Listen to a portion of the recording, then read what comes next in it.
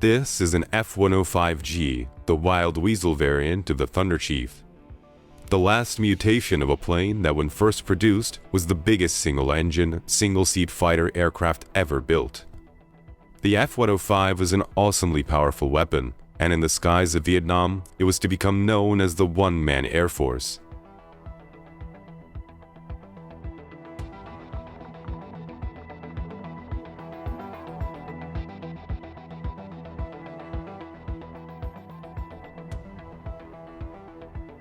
The designer of the F-105 was Alexander Catvelli, chief designer at Republic and no stranger to the concept of big fighter aircraft.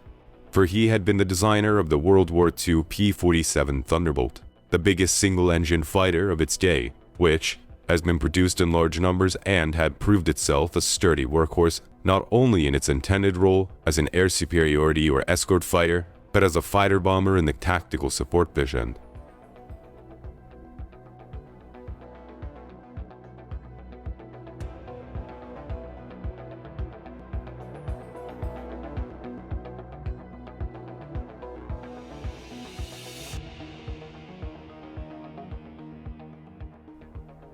Work on Advanced Project 63, the series of design studies that led to the 105, commenced in 1951, at the height of the Korean War.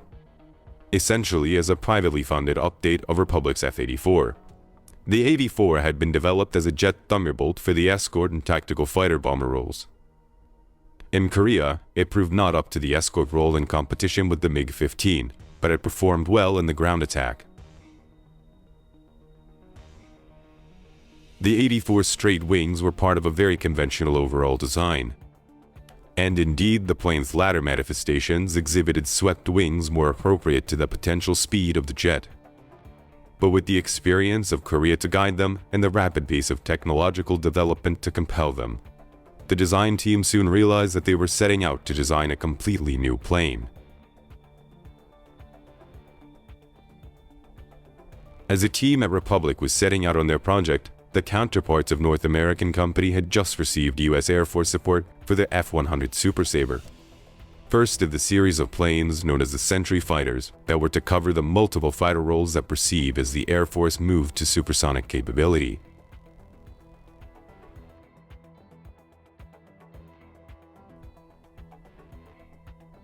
Starting life as a reworking of the successful F-86 Sabre, the F-100 was originally described as an air superiority fighter, but its latter variations added fighter bombing capabilities.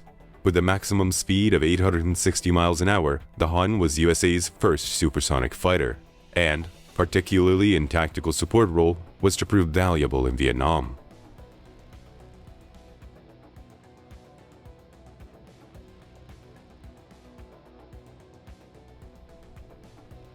The next plane was the McDonnell F-101 Voodoo, designed as a penetration fighter and escort fighter. The rapidity of development in aviation can be judged by the fact that, though only ordered 12 months later than the F-100, the 101 had a top speed of 1,100 miles an hour. Again, the plane developed tactical capability in its later models and it was used extensively in Vietnam, most notably in photo reconnaissance.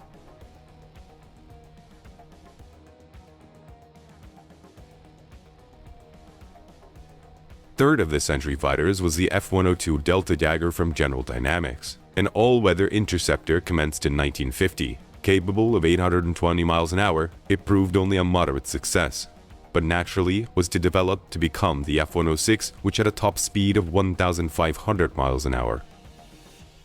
The Lockheed Starfighter, the F-104, ordered in March 1953, sought flight performance at all costs as an air superiority fighter. Basically a manned missile, the 1,400 mile/hour 104 had a checkered career, but has demonstrated amazing longevity as a tactical strike and reconnaissance aircraft. At Republic, Clark Belly's team working on Advanced Project 63. After a program that ran to 108 configurations had emerged with a design for a single-engine, single-seat tactical fighter bomber with the capacity to carry nuclear weapons in an internal bomb bay. This plane, the 105A, was given Air Force approval in September 1952, originally with the intention of mass production, but in the end only 2 were built.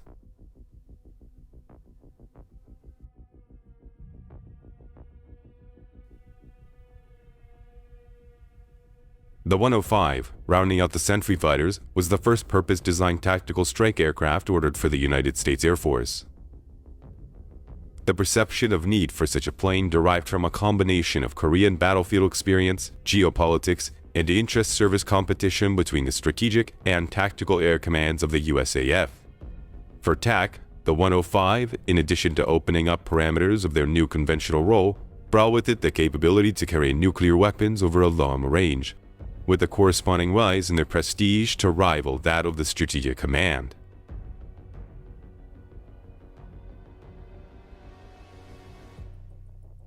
The Tactical Air Command support of the 105 was to prove vital to the project as the plane went through its difficult early years. Virtually all the technology and engineering of aircraft were being revolutionized at once, in response to the myriad physical changes inherent in the transition of the age of supersonic flight, and the F-105 was to have plenty of developmental problems in the years ahead. But what made the huge fighter so special was its large internal capacity. The atom bombs, more reminiscent of drums than weapons, gave it a potency far beyond any competitor.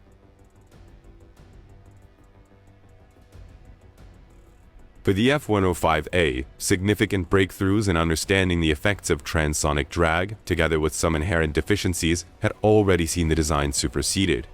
It first flew for the 3 years after the USAF go-ahead, and then by then its internal systems had changed beyond recognition. Also by then, manufacture of its replacement was underway. The third F-105 was the first of the B model. We see it here on the 26th of May 1956 as it taxis to its takeoff point for its first flight. This was the first 105 to have a power plant big enough to match its size, and major external changes had also been incorporated, chief among which was the area ruling, which had rescued the F-102 from its drag and turbulence problems. This had replaced the straight lines on the A model with a slim hip over the wing. A massive 4-pedaled air brake now dominated the previously clean lines of the engine exhaust, and there had also been changes made to the air intakes, giving the Thunderchief its characteristic nostrils. A larger tail area had increased stability. These and other changes have resulted in a plane with the capacity to double the speed of sound.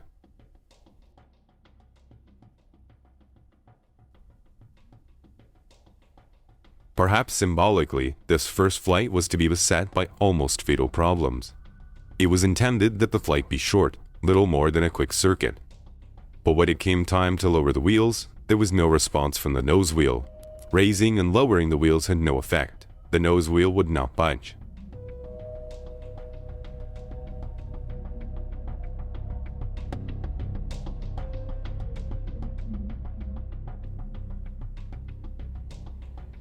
Rather than abandon the plane, it was decided to attempt a wheels-up landing, and so the test pilot set the machine down on a long, dangerous slide across the salt.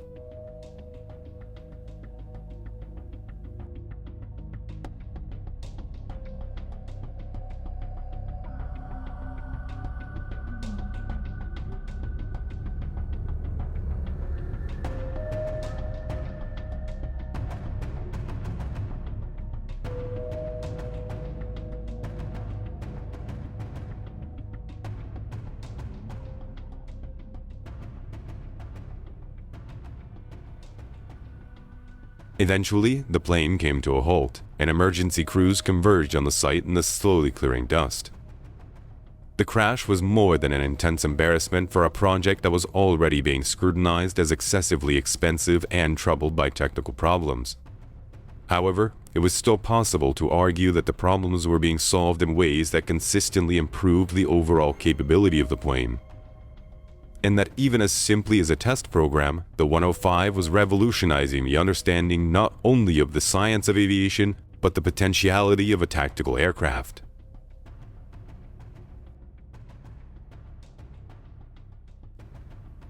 The cause of the crash was soon identified in the new air intake controls, which at the high thrust settings were jamming the wheel in a position, a fairly simple thing to correct. One other thing that the crash demonstrated was something that those who flew the Thunderchief in action came to know and approve of its toughness. The plane was lifted, the undercarriage was lowered, and the prototype was towed away to be mended and rebuilt. Rebuilt, the plane rejoined the test program.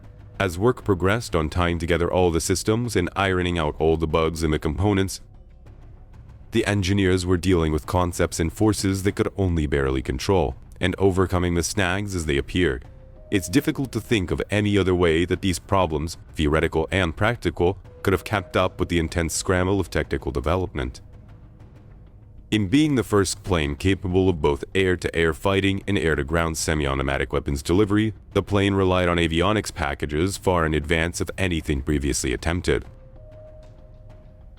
Among these advanced facilities were radar models for air search, contour mapping, terrain following, and automatic tracking of air and ground targets even in blind conditions. Throughout its life, the 105 was to almost constantly receive new and updated facilities. But even from the first, this was a plane that was far ahead of its time. The rebuilt plane was allocated to conduct the spin testing program, a spin recovery parachute which installed on the tail of the plane. This required removing a panel to afford room for the chute and removing the air brake so that, if needed, the chute would be unimpeded. Trials on the chute demonstrated that it worked satisfactorily.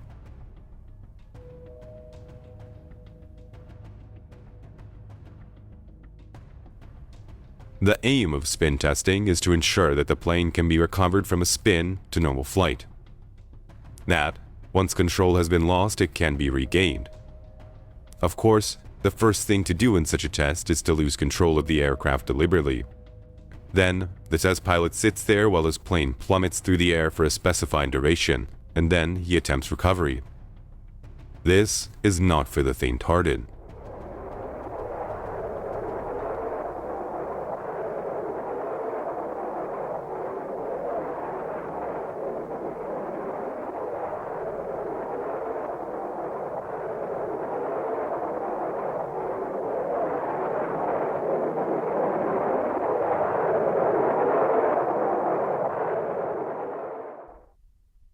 The emergency spin recovery parachute was not needed, as the planes proved to have a natural tendency to level out after each revolution, and the pilots were able to resume control fairly easily.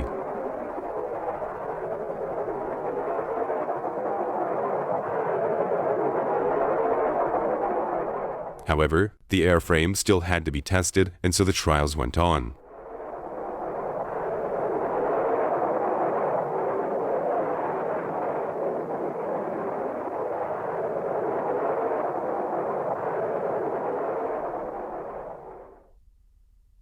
"47 times the pilots let go and watched the horizon slide away slickingly as the plane commenced its fall.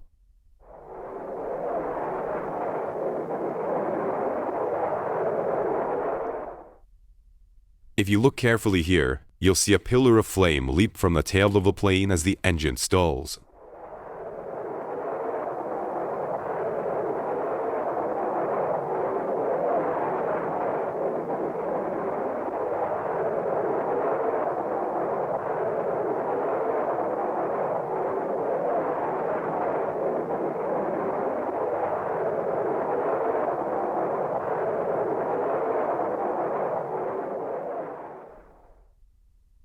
Though the flight test proceeded well, the technical problems persisted, with the engine and the avionics still unreliable.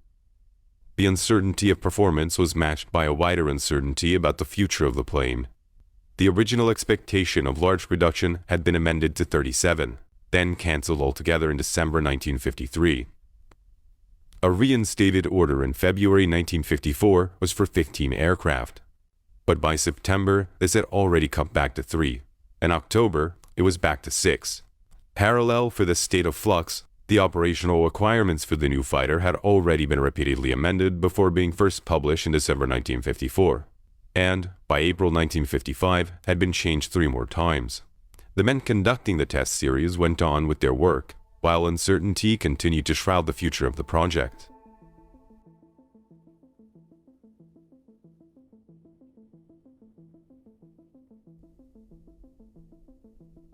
The 105's already considerable range had been augmented by the addition of external fuel tanks, and these two had to be tested to establish the effect they had on the plane, as well as to test the tanks themselves.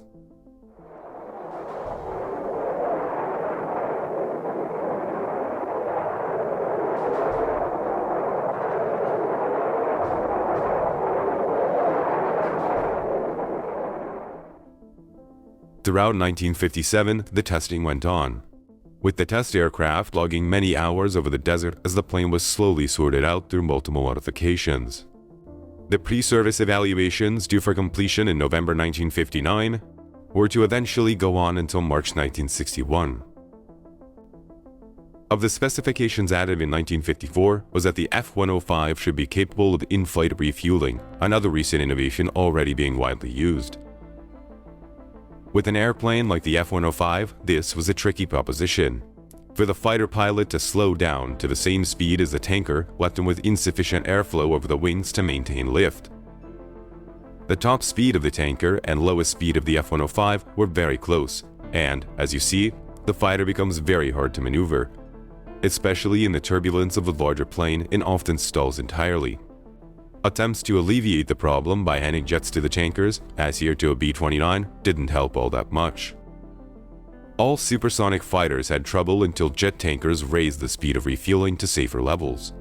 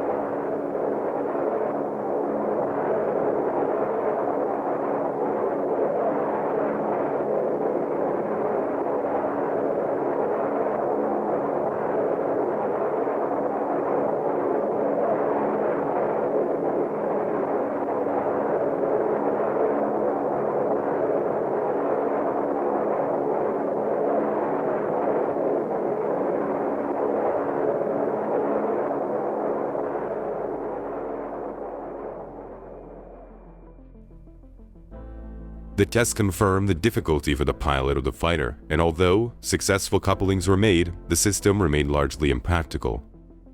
Not due to any failure of the F-105, but because of the inadequacies of the tankers.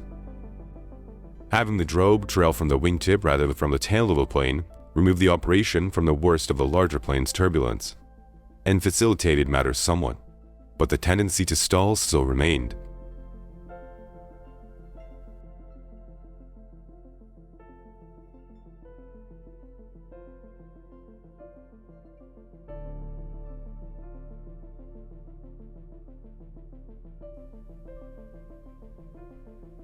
The equipment in use, the long drogue hose, did not make things any easier with the requirement for the pilot of the fighter to maneuver onto the drogue.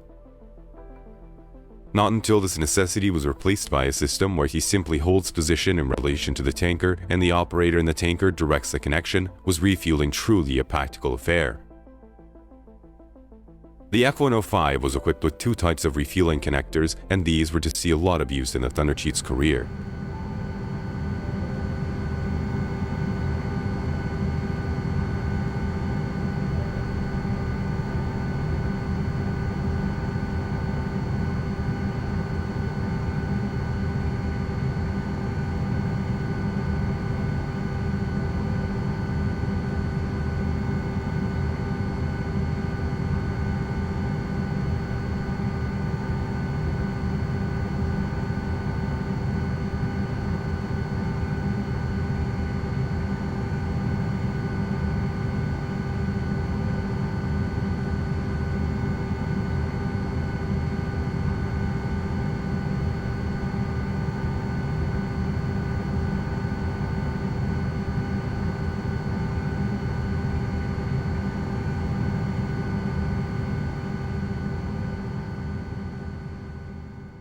Back at the end of 1954, our public must have been wondering about the fate of the 105, and their anxiety can have only been slightly alleviated by the bittersweet news that they received in February 1955. The order was lifted back to 15, with the allowance for the rest of the original 34 only if funds were available in the coming fiscal year. To add to this ambiguous news was the unsettling proviso that there'd be a fly-off against the North American company's F-107, an updated, high-powered, and re-eclipsed Super Sabre variant.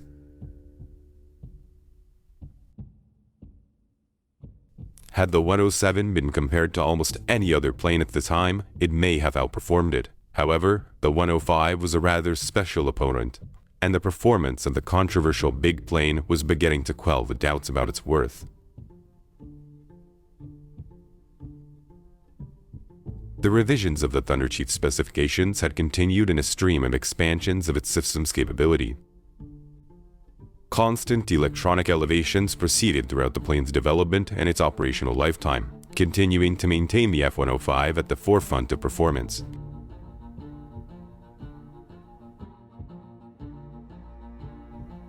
The plethora of design changes meant that the first 15 F-105s produced represented 5 distinct subtypes.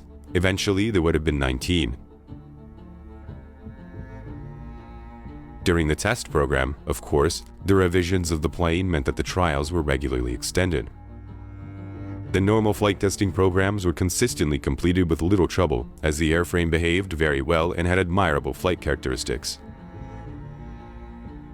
However, the electronics of the newly conceived and developing systems caused continuing delays as their performance was lifted to their supposed specifications. With the benefit of hindsight, we can appreciate what a fine aircraft was evolving in the process. But at the time, eyebrows were being raised as there was considerable skepticism about the plane.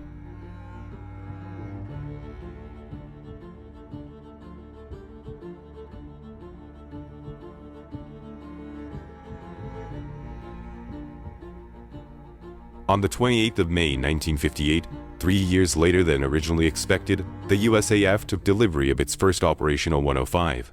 Fittingly, it was the only one of its subtype. The Air Force pilots had been disappointed to hear that their new mount was in fact a rather large bomber, and had christened the plane in advance rather disparagingly as the lead sled, Thunder Thud, or Plane Thud.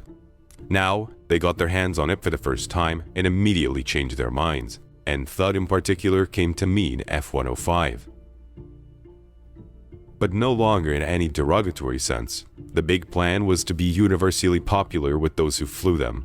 Not only did it handle and perform as a fighter, but it packed a combination of punches that was truly awesome.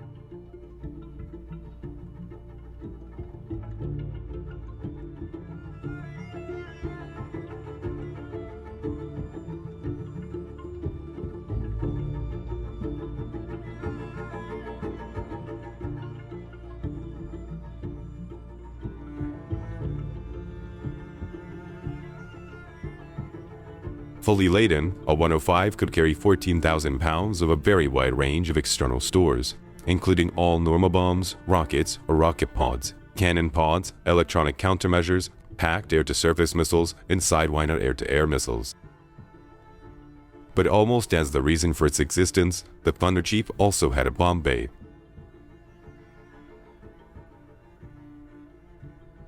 To minimize supersonic drag, the bomb bay doors retracted neatly into the plane. To control the ejection of the bomb, both for accuracy's sake and to ensure the bomb was clear of the aircraft, it was pushed down with a pneumatic rack. The rack was strong enough to be used as a jack to load the bay if there was no bomb trolley available in wartime operations. However, the Thuds carried very few bombs internally. Most of the time, the bomb bay was occupied by a further reserve of fuel on the outer wing.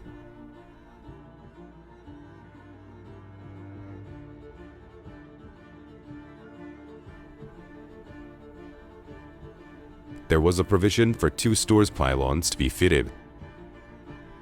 These could be used to carry weaponry and fuel in any desired combination, or removed to allow the attachment of specialized delivery racks for other armaments, like this installation for the Sidewinder.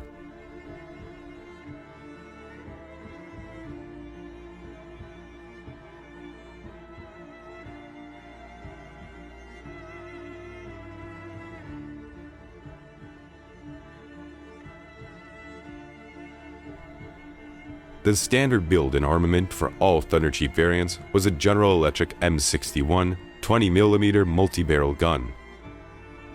This gun fired at 6,000 rounds per minute and could fire off the entire 1,029 shells it carried in less than 11 seconds.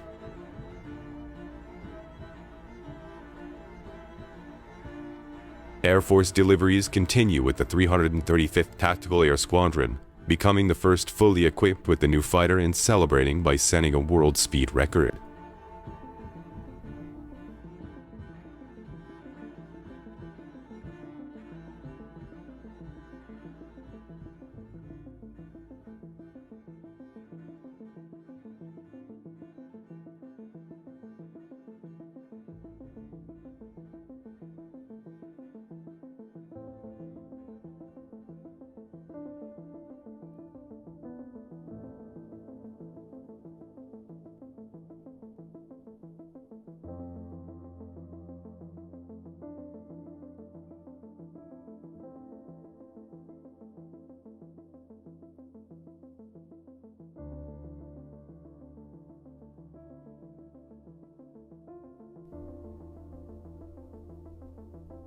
In 1961, the first overseas deployments were made to bases in Germany.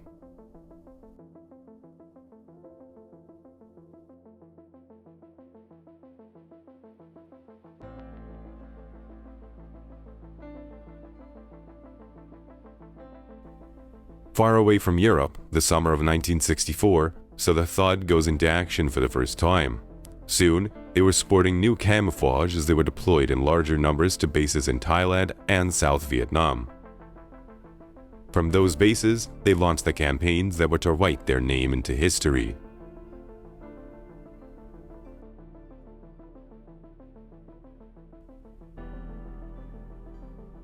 For the F-105, Vietnam was the right place at the right time. Even during their service life, up to that time there had been continued problems with reliability, and as recently as 1962, they had all been grounded.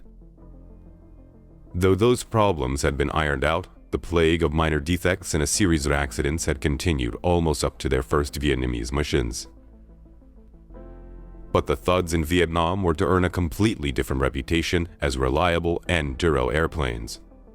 They also earned a fearsome reputation as weapons. The importance of the Thunderchief in Vietnam can be simply indicated during the first 5 years of their involvement there. They flew an amazing 75% of all USAF attack missions.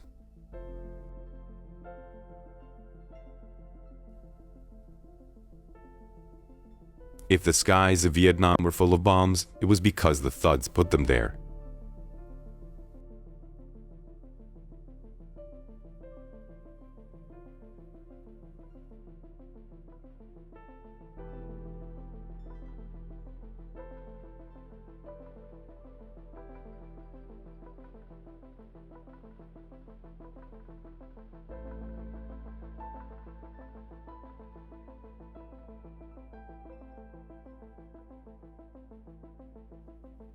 From March 1965, increasing numbers of airstrikes were made on North Vietnam, predominantly directed at communications targets.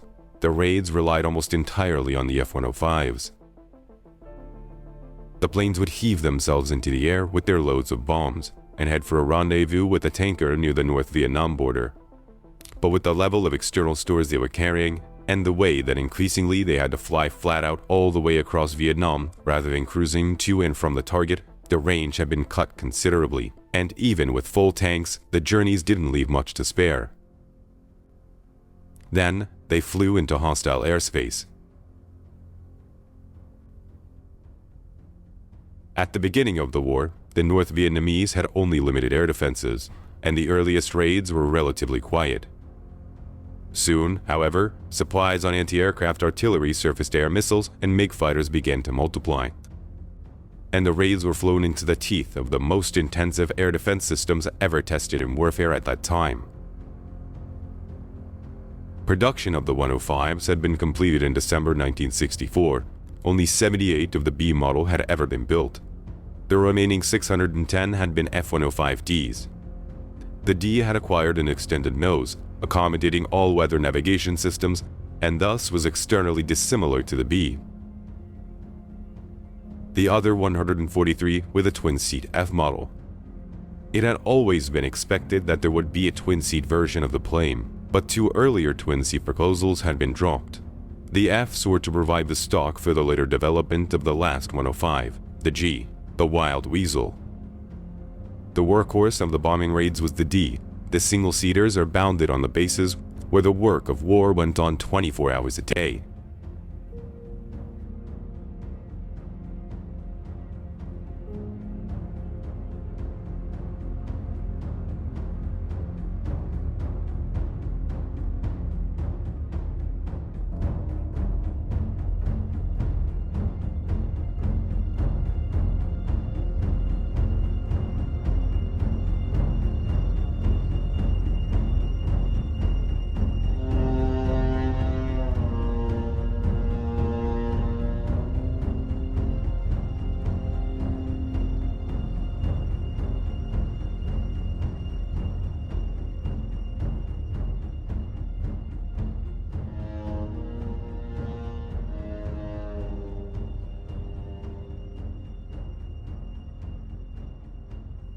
At the end of each mission, the returning pilot would confer with his crew chief about the performance of the plane and handed it over to him for service.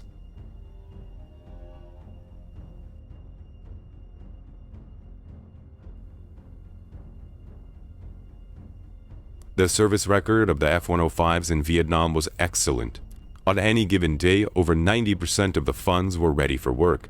This figure was higher than the overall average within the USAF, and considering the complexity, workload, and relative scarcity of the big planes, it's all the more outstanding to keep them in the air.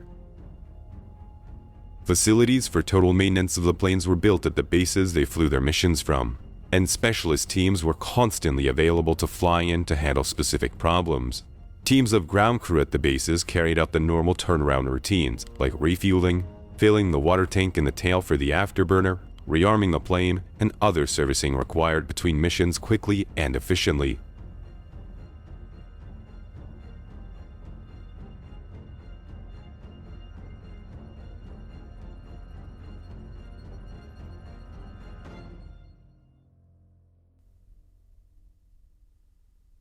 The body of the plane was a patchwork of hatches, allowing access to the equipment inside.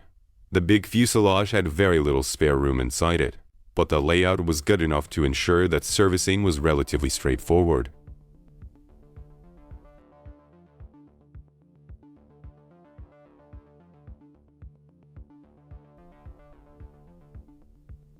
The bases were a far cry from the mud and improvisation of the Second World War. A Thunderchief parked on Tackley's acres of hearthstand could be serviced with relative ease. The wing point combinations for the next missions were selected and affected, and the plane armed in the smooth and practice routine.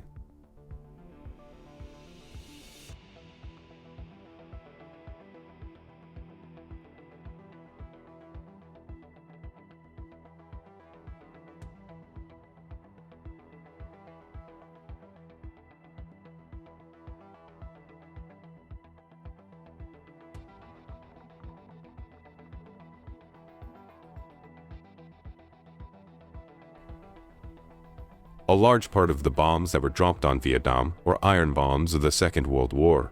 Vintage, sadly, they were a part of a design philosophy and era that should have been long gone. However, modern smart bombs were not to really arrive in Vietnam until the F-111s used them in the last phases of the conflict. So the F-105 missions were often flown to deliver hardware that was uncontrolled in flight, often unstable in trajectory and sometimes unreliable in effect. But with these bombs, the Thuds hammered the North and in most instances destroyed their allocated targets right through the night.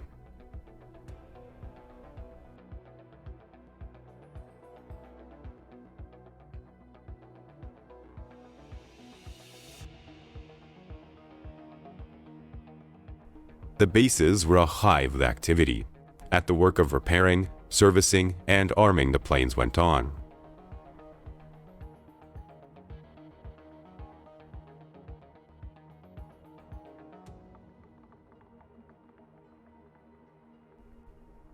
Another factor that makes the 90% availability of the Thuds even more impressive was their toughness. They kept coming back from missions with major battle damage to repair. Thud sustained strikes from SAMs as well as AAAs and mid-cannons and still survived. This one has actually survived a hit from a Sidewinder.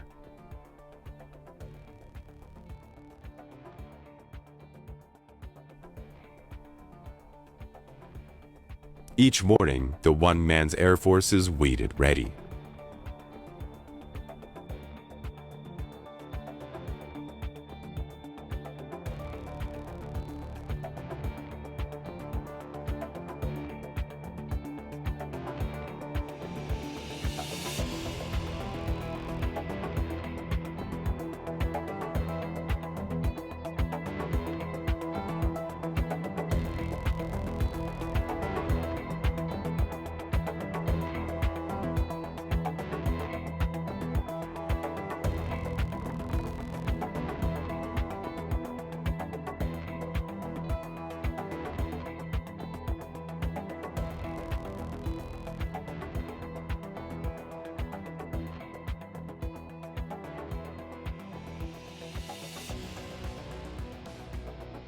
In March 1965, the USAF flew the first of the Rolling Thunder series of strikes.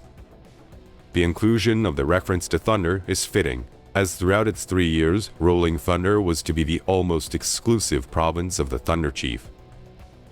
The fuller extension of the air war into the North had 3 purposes. First, to reduce the infiltration of the South. Second, to give pause to the communist leadership in Hanoi. And thirdly, to bolster the morale of the Southern leadership and the people of South Vietnam.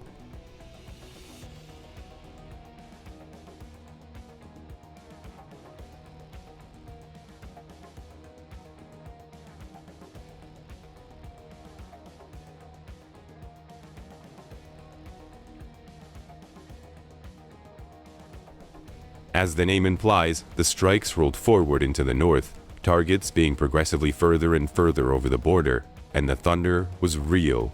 The damage to the North's bridges and railways and roads extracted a great cost on the communists and hampered their war effort considerably. However, though at times apparently shaken, the Hanoi leadership did not break. The Thuds flew in on their deadly missions, and the Vietnamese tried with everything the Russians and Chinese could give them to knock them from the sky.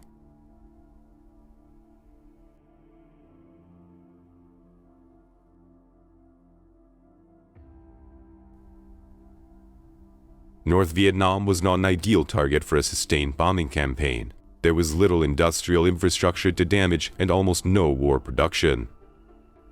The country had an agrarian society, predominantly rural and dispersed. The few major targets in the terms of docks and storage were within the exclusion zones around Hanoi and Haiphong, the 2 major cities. For political reasons, these areas were not bombed for most of the war, as the US consistently tried to negotiate an end to the fighting.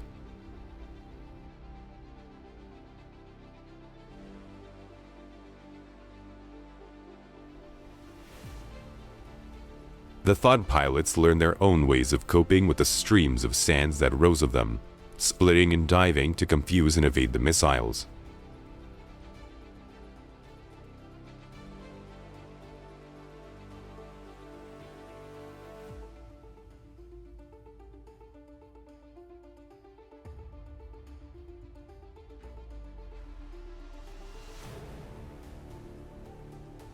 In tangles with the MiGs, the 105s came off well. They had such reversive power that if a MiG managed to get in position to fire, they could in most cases simply accelerate away from them further. The Thuds were capable of turning the tables on their attackers and really mixing it up. 28 MiG-17s were down by 105s.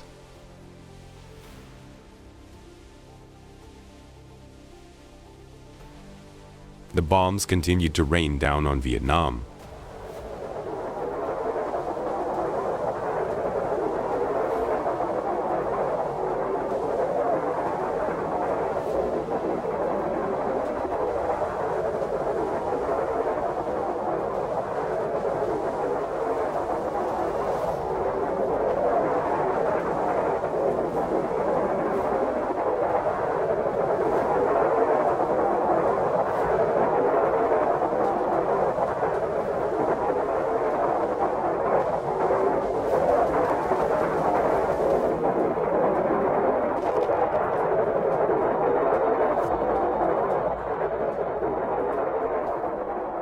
Supporting the bombing was an electronics and communications network of unprecedented technical sophistication.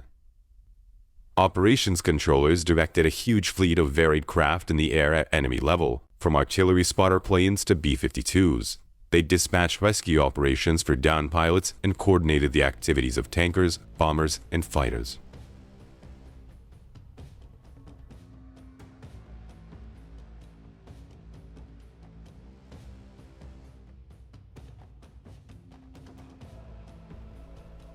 Off the coast of North Vietnam prowled the Big Eye planes packed with sensitive radar and alert for the slightest activity from the mid-squadrons. Any appearance of the MiGs was monitored and the information relayed to the fighters in the area. The constant observation, coupled with the air superiority of the Phantoms and Thunderchiefs, served to ensure that for the large periods of the war, the Communist Air Force stayed on the ground, pragmatically accepting that they could not compete. The controllers and their equipment directing the airstrikes were themselves part of a chain of command that stretched back from the Vietnam through the Pacific headquarters in Hawaii all the way to Washington, where the targets were identified and authorized. At the very end of the chain were the Thuds, sending off daily with their loads.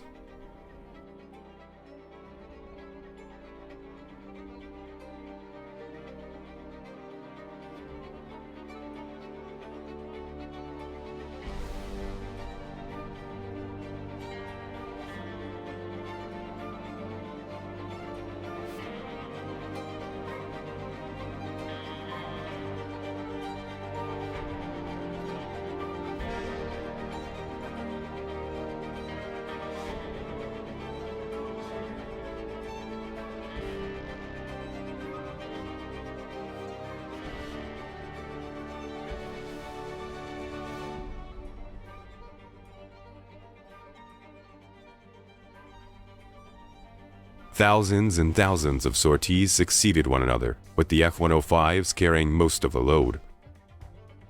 Whether or not one questions the strategic effect of the program, it is impossible to not acknowledge the burden that the Thunderchiefs carried and the effectiveness with which they pursued their assignments.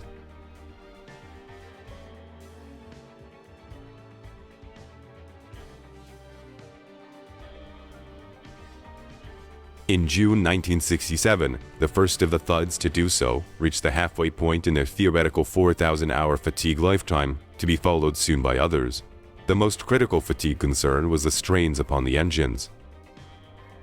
The missions that the Thuds were flying were unlike anything originally envisaged.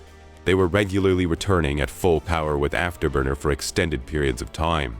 The stress on the power plants was enormous. The hot sections of the huge J-75 engine were particularly vulnerable to this type of treatment. Already, there had been some shortages of spares. As a safeguard, their normal engine life between changes was reduced from 200 to 125 hours. And teams of mechanics worked on overhauling the engines, testing them and reinstalling them on the planes.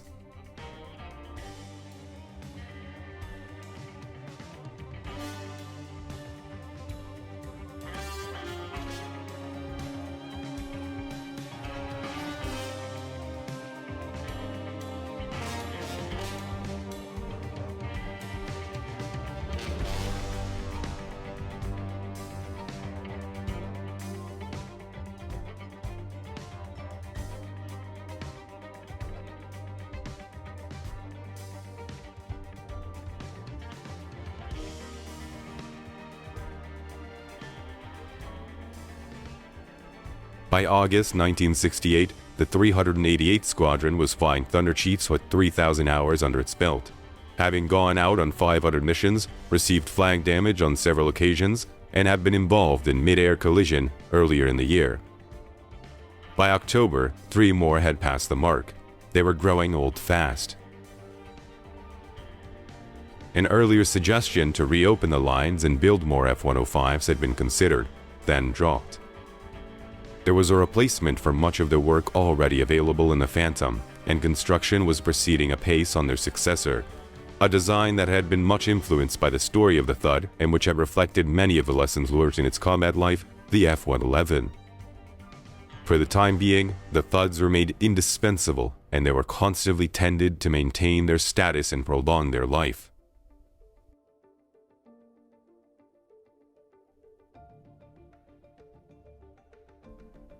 The Thuds remained in Vietnam to the end. Not only the two-seater SAM suppressing Wild Weasels, but also the Ds and Fs with their bombs, tactical support, and electronic countermeasure systems. The Thuds were still workhorses right through to the devastating Line Breaker 1 and 2 operations that finally brought the North to a negotiation position that allowed the US to withdraw from the conflict. Their bombing had sustained the air war against North Vietnam. There was no other plane at the time that could have done the job.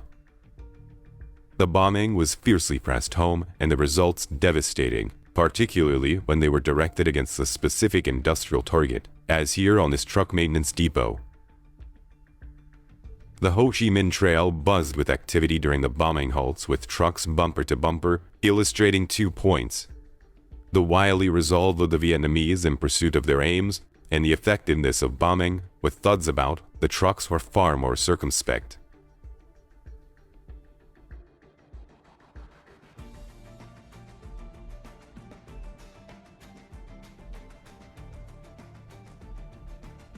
The pilot's tour of duty was 100 missions, and the Thuds saw hundreds of pilots through their tour and home again.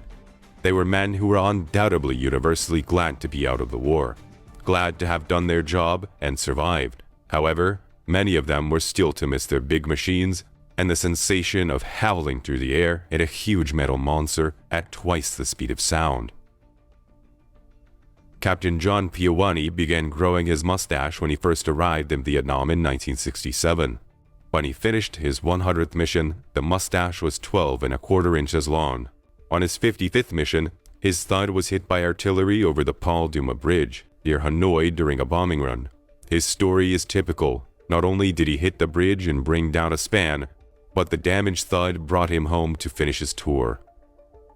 Some of the Wild Weasel and other specialist planes stayed with the USAF after Vietnam, but the 105s were progressively phased out and retired into the hands of the pilots of the Air Force Reserves. There were not too many of them about, and they faded rather quickly from use.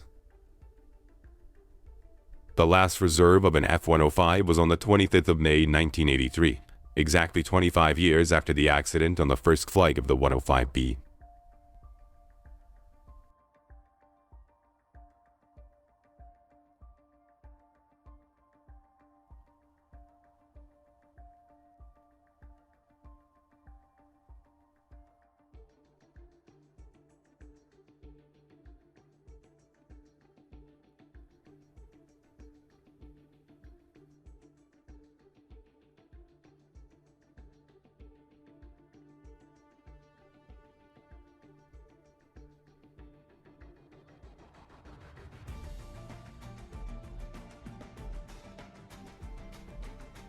Many pilots sat in the seat of an F-105 and went through the startup process.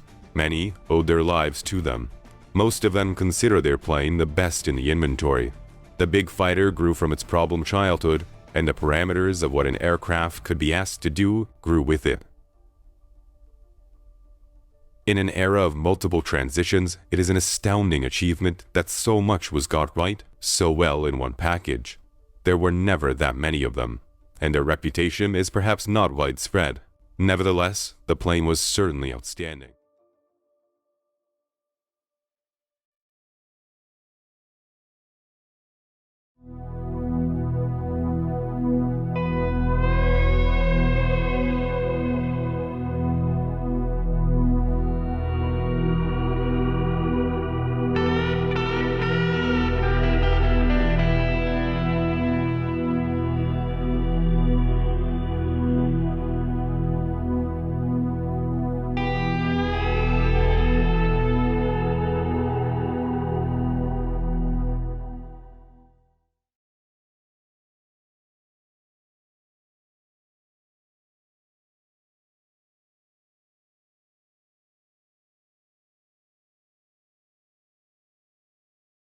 I grew up in Bremen, Georgia, about an hour west of here. Graduated from high school there. Came to Georgia Tech 1952. Met Pat Epps along the way. We graduated in 1956. I had been accepted for pilot training with the Air Force after ROTC, but was delayed for a year on that to go on active duty. So I worked for Lockheed out here in Marietta. And then in 1957, I entered pilot training down in Bainbridge, Georgia. I was very fortunate, flew the first group that flew the T-37. Went from there to Laredo, Texas, T-33, and got my wings. Came back to Moody Air Force Base flying F-86Ls. What put you on a track to go into ROTC and then into the Air Force? Is that something you wanted to do since you were a kid, or when did that kick in for you? Well, growing up during World War II, formative years, I heard about these guys flying Tigers running around China, strafing trains and doing things in the big raids. And I thought that must be really neat. But I never thought I'd get a chance at it until I got to Tech and found out there was ROTC and that I could have a chance. And what made you choose Tech? Probably because of the football team right then. Plus, my next door neighbor was a ham radio operator, and he convinced me that if I went to Tech and got an electrical engineering degree, my future was secure.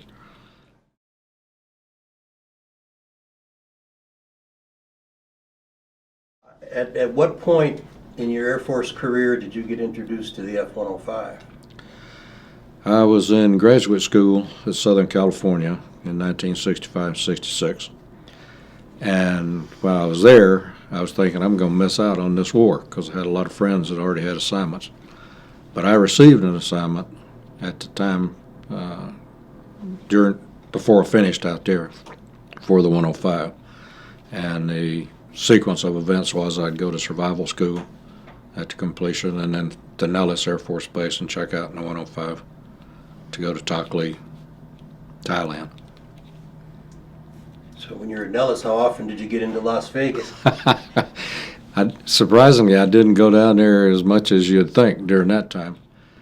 We were pretty busy. I went out a few times to make sure I wasn't going to win any extra money.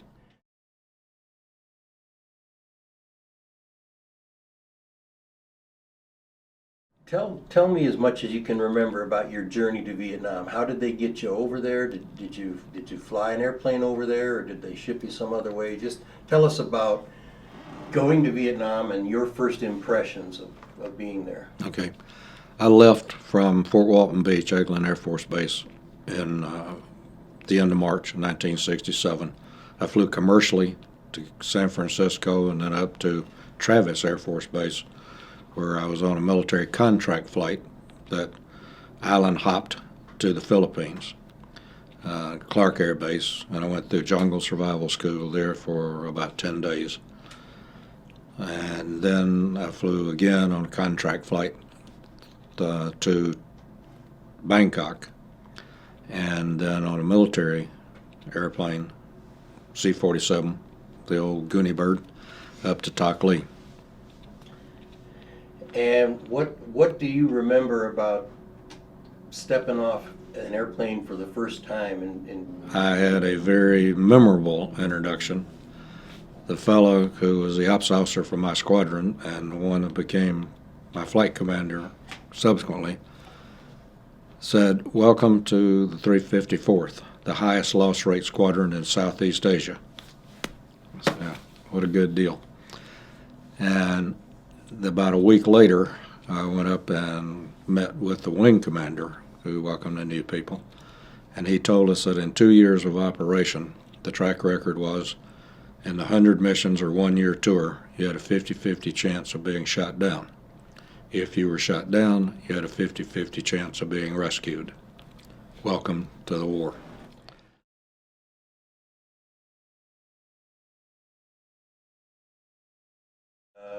Most pilots are in love with the airplane that they flew, but some of those loss rates had to do with the airplane you were flying, correct? The loss rate, I think, was primarily the mission. But backing up, when I was in graduate school and we knew people were getting assignments, I had volunteered or indicated an interest in every airplane in Southeast Asia except the F-105. And that was based on a briefing from Colonel Yeager when he was head of the test pilot school. He described it as an electronic monster. Can't understand why the Air Force wasted their money on this thing. So I was not particularly happy when I got my assignment. But by the time I checked out in the airplane and started flying it, I started to really like it. By the time I left to go to war, I won't say I was in love with it, but I was proud I was flying it. And the more I flew it, the prouder I was.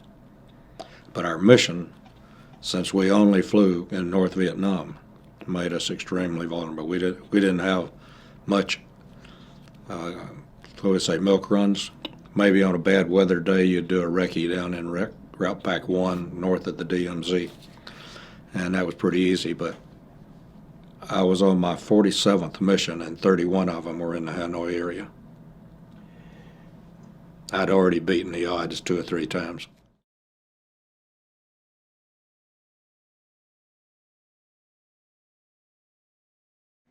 I never got to meet Colonel Oles, but he was the commander of the 8th Wing over at Ubon when I was flying, and they flew MiG-Cap on several missions into Hanoi that I was on. But I did not meet him personally until after the war. So, obviously your missions were into dangerous territory, and I've read that, well, I won't get into reasons, but because of our unwillingness to stop the stuff coming in from the Russians, they had a very robust anti-aircraft defense system. So I imagine every mission was just tremendously high risk. There were a few missions, like when we would do road recce or just general reconnaissance missions down in the lower route packs 1, 2, or 3, that were you almost say were fun. Get out and roam around and see the countryside while you were doing it. But yes, when we went into the Hanoi area, the expression was, when you got up there, your ass belongs to Uncle Sam, put those bums on target. And there were some missions that everything is there. We went in, at the time I was there, we'd make run-ins at low altitude, around 1,500, 2,000 feet, to try to stay out of the radar for the SAMs and the radar guns. Therefore, small arms fire was a risk that you had to avoid. But yeah, in the pattern that we flew, we'd pull up to about 14,000 feet and then come back in on a dive. And that's when the radar could pick you up. Where the first month or so I was there, where the MiGs would be laying for us right over Hanoi. And one mission I was on, we had MiGs going up with us in the pop. You had 105s and MiGs and 105s and MiGs, and SAMs going off and flak all around. I don't know who the MiG leader was that day, but he wasn't too smart.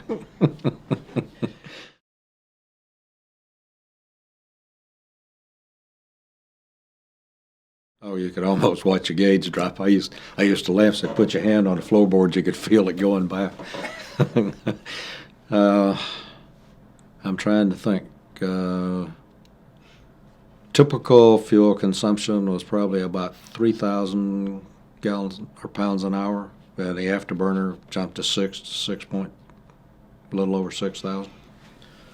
So you didn't do that unless you meant it. No. The best I did, I guess I got it about 1.3 or 4. But that's an interesting story if you want to put on.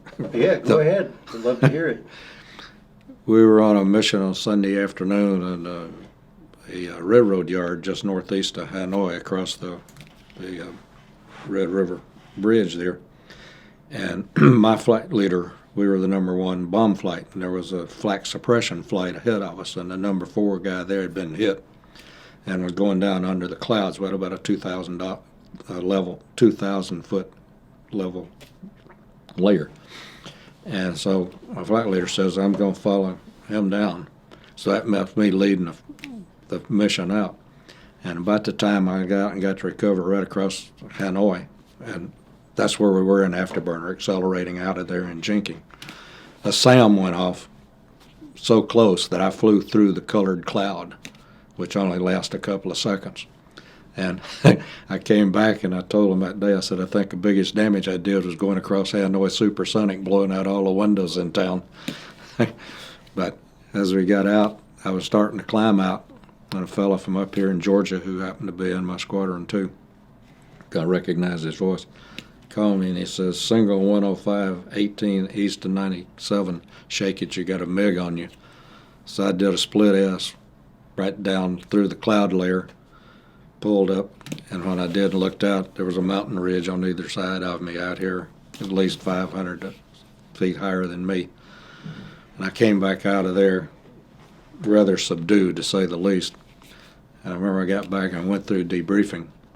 And intelligence at that time, if you had a tough mission, they'd pull out this bottle of bourbon, old Overholzer, I remember, and they'd give you a shot. And I threw that one down, and I started telling him about the mission. He pulled us, "So you like another?" And I said, "Yeah." And I says, "Can I have another one?" I had my third shot of bourbon. We got through the debrief, and I looked at my watch. It was about 5 minutes till the evening church time. And I went down to the chapel. I knew this Methodist minister was down there, and I leaned up and right up in his face. And I said, "It was a close one today, but he got me back here." I said, "You think I'll be okay here?" He says, "He'll be glad you're here. Come on in." But that was probably my most exciting day, other than being shot down.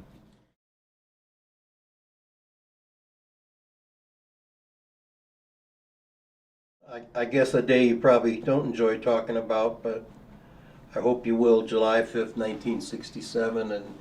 And maybe, I'd love for people who, particularly young people, to understand what your day was like. Not just the fact that you were shot down, but your usual day and preparing for a mission. And all you can remember about that day would be wonderful. I don't have any trouble talking about it. July the 5th, 1967 was obviously a very special day, and two or three things led up to that. In that I had just been appointed or signed as the executive officer of the squadron, and we were having an inspection. We had a new commander. He asked me to do a check around to make sure we were ready and get acquainted myself. So I had not flown for 3 days. I had sat as spare when they needed, but I didn't get off. And I remember on the night of the 4th of July, I wrote a letter home, and I said, "Well, I missed the fireworks again today, but Fergie promised me tomorrow for sure." And sure enough, I went out on the afternoon mission. I dropped that report off on the commander's desk and headed out. And later on, talking to people in Hanoi when we were together, almost without exception, all of us acknowledged there was something different about the way we felt that day. We couldn't put our finger on it, but it wasn't like a normal day. And I kept trying to think the whole time, what have I forgotten? What did I do or not do, or what? And as it turns out, obviously it was that sense, I guess, of the impending, what was imminent. But in my case, I was the number 4 airplane in a second flight on a railroad siding right up near the Chinese border. And just as we started our roll-in of the first flight, there was a call for MiGs about 20 miles west of us at our altitude. So as number 4, that's part of my responsibility. So I took a quick look out there to see if I could pick them up. And I didn't see anything, but when I looked back, my leader had already started rolling in, and the flak was so thick that I couldn't see down, so I had to stay up till some bombs went off and I could see the target. Consequently, I had to adjust my roll-in. Instead of being in a 45-degree dive, I was probably at least 60 coming straight down, and I had to adjust the altitude, drop the bombs. And I flew through 3 levels. They were laying out flak at level 3, about 3,000 feet apart. I made it through the three of the levels of flak. But just as my bombs came off, I felt a hit. I'd been hit twice before, so it was unmistakable. But this time, my procedure was when I dropped the bombs, was hit the afterburner, pull out, let that give me the thrust, and start my jinking. Well, when I hit the afterburner, the airplane just did a tumble. And I came back out, it stabilized, and I remember this distinctly. Boy, that'd be a heck of a ride at Coney Island. I'd never been there, but I'd heard about it. So I relaxed, put the burner back in, get out of here, and the airplane just started flipping and tumbling. And I couldn't see out because of the flames. but I was still going to try to make it as close as I could to the water. We'd come in off the Gulf and we're going back out that way. But about that time, the camera up in front of the dash under the windscreen broke loose, and I had to duck as it went over my head. And as I was looking, the instrument panel just started crumbling, and the airplane was starting to come apart. So I leaned back, put myself in position, pulled the handles, and I remember thinking nothing happened. And boom, it's gone. And I had a very interesting experience in that I grayed out. I couldn't see anything, didn't feel anything. I was just kind of floating. I thought I was dead, literally. And then I started feeling some pressure, and my vision started coming back, and I could see a little bit of green. And then all of a sudden I could see the canopy of, the tops of the trees, and I'm coming down. And I looked up to see if the canopy was open, and it was just starting to blossom. And I reached up to get it, and when I put my hands on the risers, they collapsed. I was sitting on a log on the ground. And that all took less than 2 seconds, because had those automatic systems that got me out, pull to shoot, not worked, I wouldn't be here talking to you today. I figure I went out inverted in negative G's and probably maybe even ejected toward the ground. I don't know. No idea. But somebody up there was looking out for me that day again, like the day that over Hanoi Supersonic.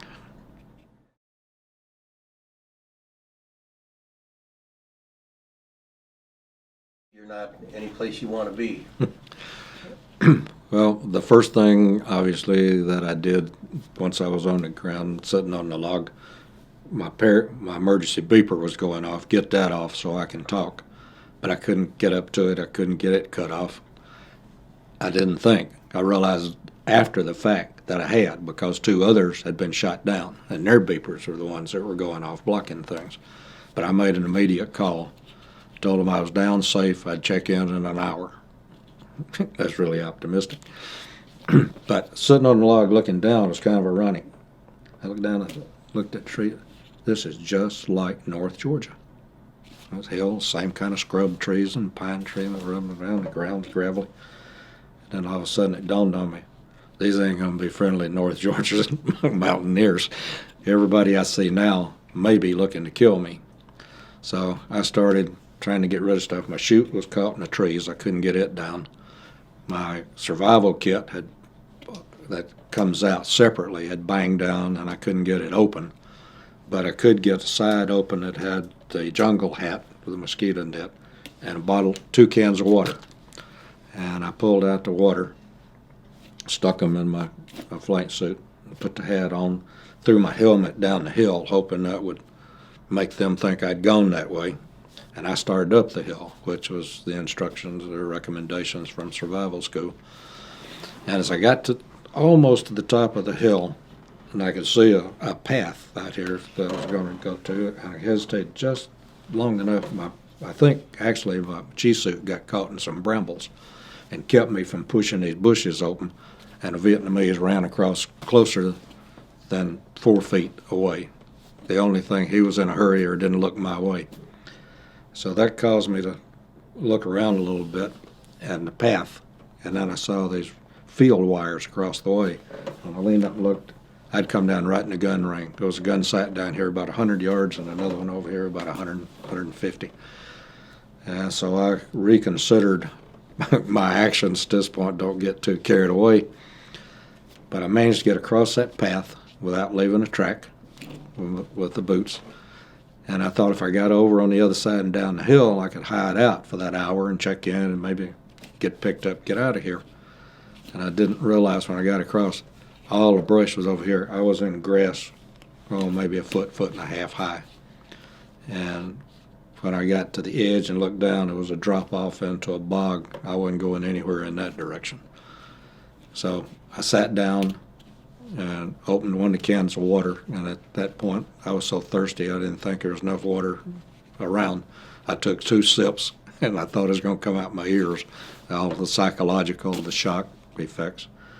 But I managed to drink it, forced it down, threw the can away, and about that time I heard voices and were gathering up over here along the trail, and they were pointing and talking, and I'd heard some shots and hollering back and forth. They'd obviously found my parachute and helmet, and so they'd eliminated that side. They just really were going to come over here, and they did, and they came out, and I did this and tried to get anything white out of sight and hide down, but I turned out I wasn't going to hide under anything. They walked up and tapped me on the shoulder and welcomed me to North Vietnam.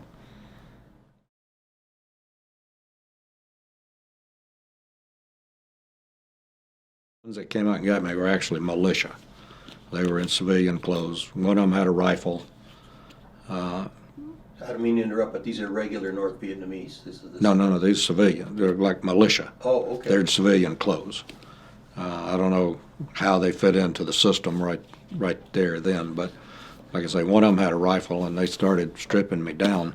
And of course, when I got my pistol out over here, one of them pulls it out and looks at it. And I don't know why, it was just a sixth sense. I just happened to glance up just as he was starting to come across and hit me in the head, and I ducked and missed him. And the guy with the rifle leaned across and hit him with a butt in his chest and knocked him back. And I remember thinking, you and I are going to be friends. I don't know about the others, but I like you. But they packed me down. Well, they started me, took off my boots, stripped out everything out of the flight suit.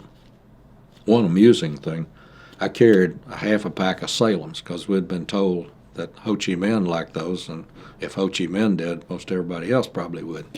And I carried some Winston cigarettes too. They pulled the cigarettes out, looked at them, crumbled them up, and threw them away.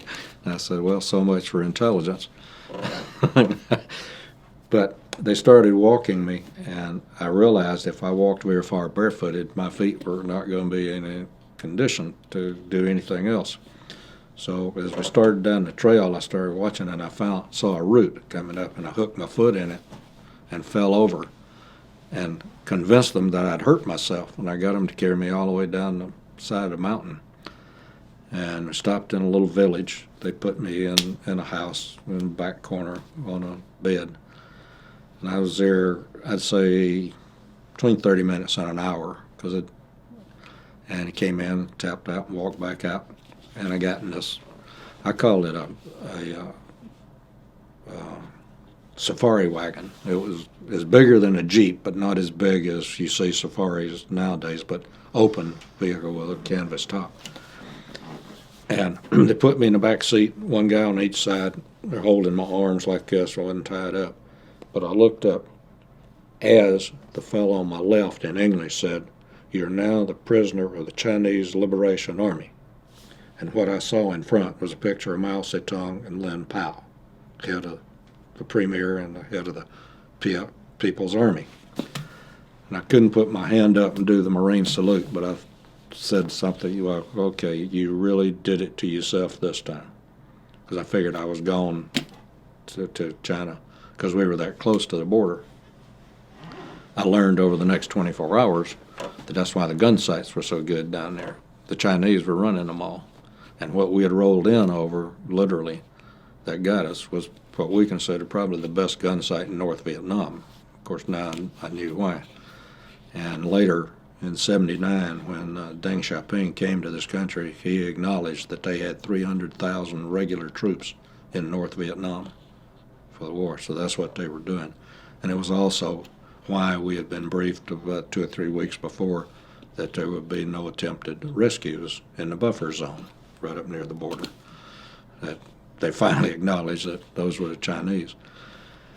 And I'd have to say that overall, I was well treated with them. They brought me something to eat. They wanted me to do a radio broadcast, which I declined with no pressure. And that night, the commandant came in. They introduced him as the commandant. And through the translator said that if I cooperated with them, that I would be treated well, and I'd be taken to Beijing and be treated well. And I declined that kind offer also, because in 1967, Beijing and the moon were about the same distance from Atlanta, Georgia, as far as I was concerned.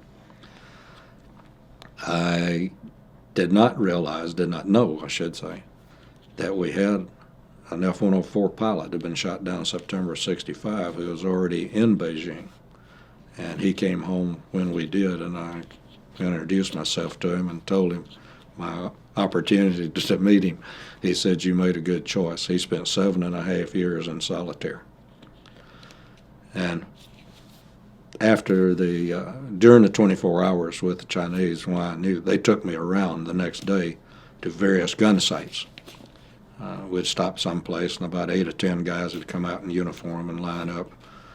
And I called him the cheerleader. The head guy would get out his little red book, and he'd read and chant and read, and he'd chant. And the translator then would say, "The U.S. will surely be defeated.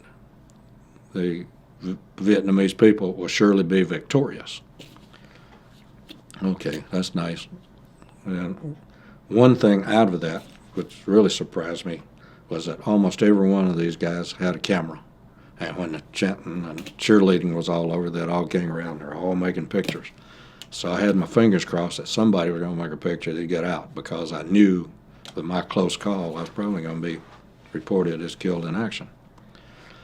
So I cooperated with the picture making at that point as much as possible. But that afternoon, they took me up to a place, I guess it was either a subordinate or a corresponding headquarters, where I met some more regular Army. And I had, I guess you would say, a test of wills. They started the chanting again, and this time they wanted me to say it. And I told them, "No, I'm not going to say that." And one of the guys, I don't know what they smoked, but his eyes showed he had something more than issue, maybe even old Overholzer. But he comes up with his rifle and puts the bayonet right under my chin and pops it up like that, while the translator's right here saying, "You must say it." And I wouldn't shake my head. I just did kind of like that. And after 2 or 3 times like that, and for him saying, "You must say it," I finally just did my lips tightly, a grim, "I'm not going to say that." And an officer obviously came up and got this guy to back off with a rifle. But I wasn't too sure there for a while, because I could see the rifle bore was clean. It was operable. But once that was over, back in the truck, back down to where I'd been before, in an area with a cave. That was my house right then. And they let me take a nap, and the commander came by and motioned like that, and went out and got in the truck and went down, and they turned me over to the North Vietnamese. And I remember when they made that offer and to go to Beijing, I said, "No, I wanted to go to Hanoi." The guy looked at me and just kind of shook his head. So when he turned me over, I leaned back out, and I wanted to shake hands with him, and we did, which is part of the story, because I hope to meet him later on. But anyway, the Vietnamese blindfolded me, and took me down, I'm pretty confident, to Kelp Airfield. And I got a jet helicopter ride into Gia Lam, right downtown, and then a truck ride across the river to the big prison, Wallow.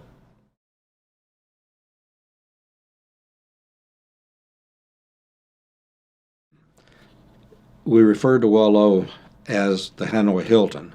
Oh, that's the Hanoi Hilton. But also, Yeah. Hanoi Hilton tends to encompass all the camps.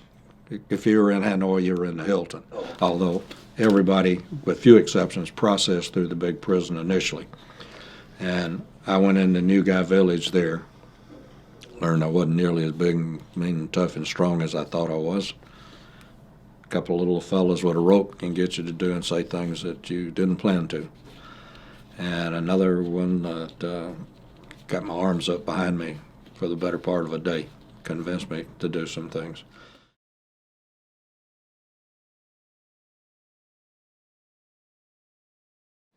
It had been opened in, I think, summer, June, July area of '66.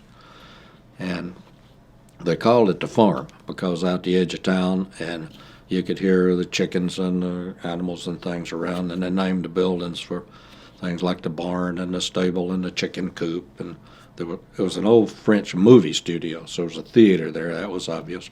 They had a swimming pool, and one was a pool hall. So all those names fit in. But one of the guys that was living in front of the pool hall was a real character. One day, well, almost all the doors had these little openings, and we called them peeps for short.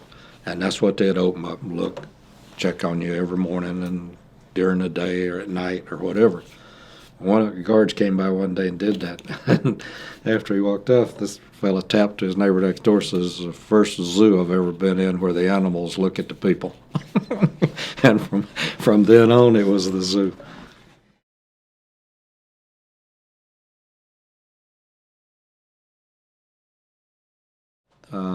After the zoo,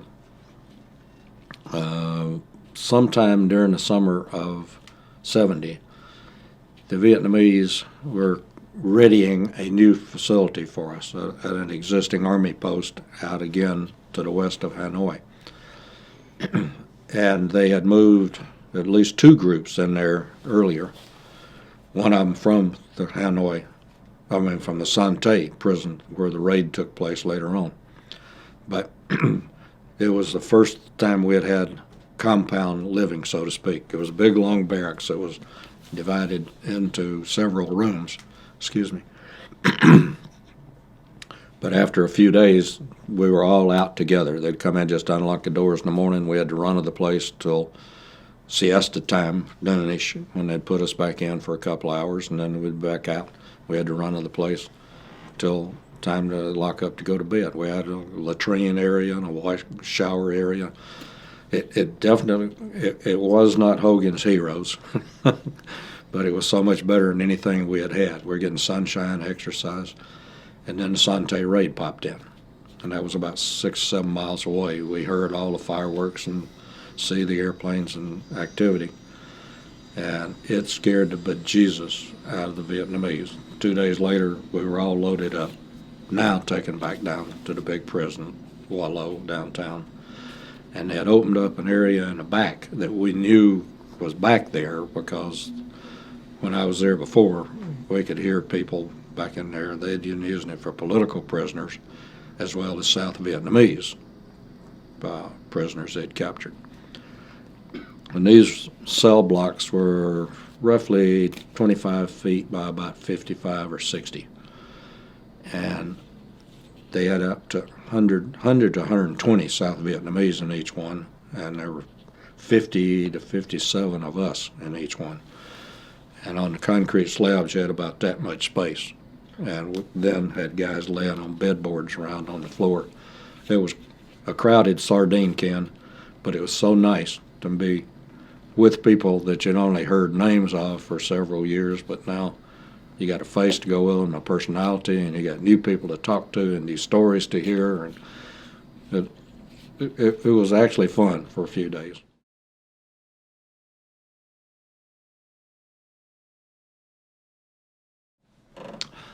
The first stop that I made when we went out to the zoo was in an area that we called the Annex. There was a series of buildings, I think there were 9 or 10 of them, where they stored the film from the studio. And in fact, there were old rolls of film around and so on. And I was in this group of 3 other F-105 pilots that had been shot down in early October. We'd gotten there in late October. But none of us knew anything about the tap code. We'd tried to talk across the wall or do something to the group that was next to us. There were 2 units in each building. But we weren't getting anywhere until the next spring, like March. This Navy lieutenant commander came in who knew the code. He had heard it, but he hadn't had a chance to use it, wasn't very good at it. But we were over trying to get the guys next door to respond.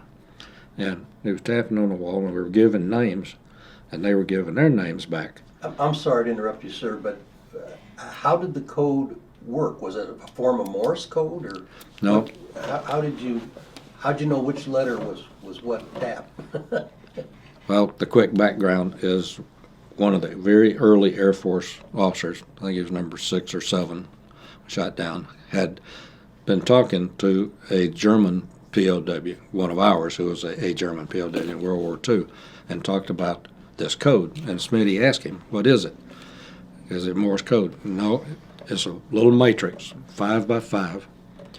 Excuse me. You drop out the letter K because you can get the same sound using a C. It's A, B, C, D, E, F, G, H, I, J, right on down. And to tap it, you tap, the first tap is for the row, and the second tap's for the column. So a B would be 1, 2, 2. And my initial W, 1, 2, 3, 4, 5, dot, dot. A, dot, dot. And it seems cumbersome till you get it and get going. And once you get established doing it, it's like a lot of other things. You pick up a word from the context and you can get them to go on. And you can do it even faster than the telegraph key, I think. It was a lifesaver for us. But this first effort was really cumbersome. And when they were given their names back, this one came out, as I mentioned, there's no K, you use the C. It came back H-I-C-C-E, something that doesn't make any sense. So you get him an error and get him to do it again. And about the third time, I don't know why it popped in my mind. I said H-I-C, and then all of a sudden I remembered saying, ask if that's Jim. And so he went back, Jim, it came back, yes, and it's Jim Hickerson. And we had been fraternity brothers down here at Georgia Tech, stood side by side at initiation. He went in the Navy right away when I had that delay at Lockheed, but we'd seen each other about 2 years after both of us had our wings, but that would have been 10 years later right there in Hanoi. But it was after he and I were then moved, as we call it, across the wall into the main prison. He was up in the barn and I was in the pool hall. So we didn't communicate until about 2 years later when we had what I called a fruit basket turnover, and he moved in next door to me and they'd taken some of the bricks out of the windows, and I got to lean in and shake hands with him. But then when we went out to the camp we call Faith at the compound living and then back into the other, we stayed together for the next 2.5, almost 2 years.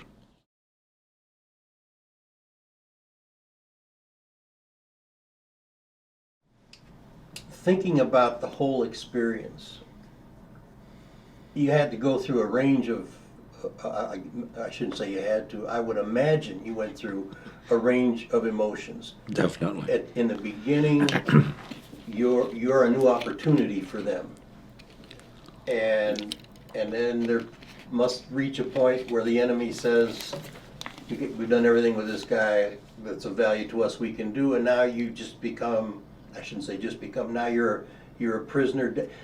When you think back, I mean, there had to be fear, boredom, hunger. I mean, how do you describe the stages of your imprisonment and what it did to you?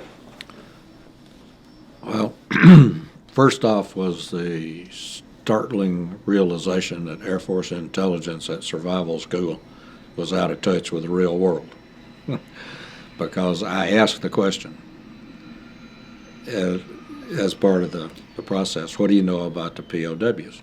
So you're probably aware of the Hanoi March that had happened in the summer of '66. Oh, and by the way, one of the Navy guys was shot down a couple of days before that happened, and they put him in. He got down and got to prison, and his quote was one of the famous ones. He said, "You guys do this very often?"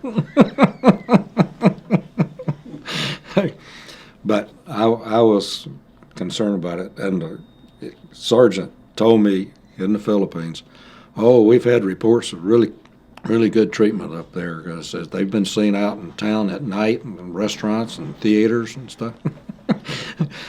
And I'd been there about a week when I settled down enough, wish I could get my hands on that sergeant again. And also a Marine from Korea. But anyway, I was not prepared for the immediate torture, to be candid. Obviously, in survival school, we were taught name, rank, serial number, date of birth, according to the code of conduct, and evade further question to the best of your ability. But a German POW fellow, U.S. Air Force, who had been German POW when I was there, made the statement that if you have something that they want, they will get it. If you're by yourself, they'll get it out of you. If they're more than one, beware of things they'll do to play you off each other to get it. So once I got the name, rank, serial number, date of birth, and they said, what was your target? And I said, I don't know. And he said, what do you mean you don't know? And his English wasn't that good, but I could understand it. But I used the fact that I couldn't to get him to repeat things to buy time to think about what I was doing and saying. But anyway, he let me know right away that name, rank, serial number is not going to cut it. Oh, in fact, that's one of the humorous things.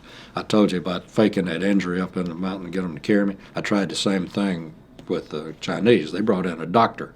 He checked me out. Said, no, you're okay. I said, no, you're okay. When I get to Hanoi, now I'm in a new venue. So when the interrogator comes in, he says, sit. And he was at a table with this light little gooseneck thing down here with a stool down. He says, sit. So I start like I'm going to hobble over there. And he looks up and he says, maybe you best actor in survival school, but now you in Hanoi. Sit down. That alerted me. This guy is not a dummy. He's in touch. And over the course of the night, he convinced me that their intelligence was immediately up to date. He asked me 2 questions over the course. One I'd been briefed on it the day before I was shot down, and one the day I was shot down as top secret. And he asked me why this happened. First one was why the 104 or the F4s no longer fly MiG cap. And I said, you mean they weren't up there today? I thought they were. And then he says, why can you not fly over Hanoi below 10,000 feet now? And we'd just been briefed on that day because there's a French delegation in town. So once that confirmed that I got to be serious about this. And when he was asking these questions, what was your target? I said, I don't know. I was a spare. I pulled in. I just followed them. Who else was in your flight? I don't know. Who's in your squadron? Well, I'm new. I've only been there a short time. He kept pressing for names, so I started coming up with guys from high school and from tech who were 4F or never in. I threw in some names of guys that finished 100 mission and gone home to be good. And I kept cranking this, and finally, after I don't know how many hours, and several times of tying me up and passing out and coming back to consciousness, he said, why you keep lying? I said, I'm not lying. He said, yeah, you lie. Same day we shoot down man 357 Squadron, tells us everything. And I thought about that a minute, and I said, well, if he tells you, why you ask me? He said, I want to hear you say. So we're back to the game again. Name, rank, serial number, write down all the same questions. And I remembered from survival school, if you're telling a lie and somebody else telling the truth, the liar's in trouble. And I thought, oh gosh, if he really did tell them, I'm in trouble. So I started pulling my answers back to more factual things, but not quite as best I could, but sweating it out. And finally, when he quit about daylight, and this had started a little after dark the night before, and I got the day off, and I lay there, and they brought me some soup and rice to eat, and I got to thinking, he really conned me. He played all those things they told me about in survival school. He did it, and then I bought it hook, line. There ain't nobody else up here now. There you go. And I never heard any reference about another guy till I got to the zoo with those new 105 pilots. And one of the guys had been at the other base at Karate. And he said, I knew about you. You were shot down the same day as Ward Dodge. And he was a flight leader in another squad. I said, what do you mean? He said, yeah, he and another guy were shot down that day. They were 357th Squadron. So, yeah, they had the guy. They put him out as died in captivity about a week later.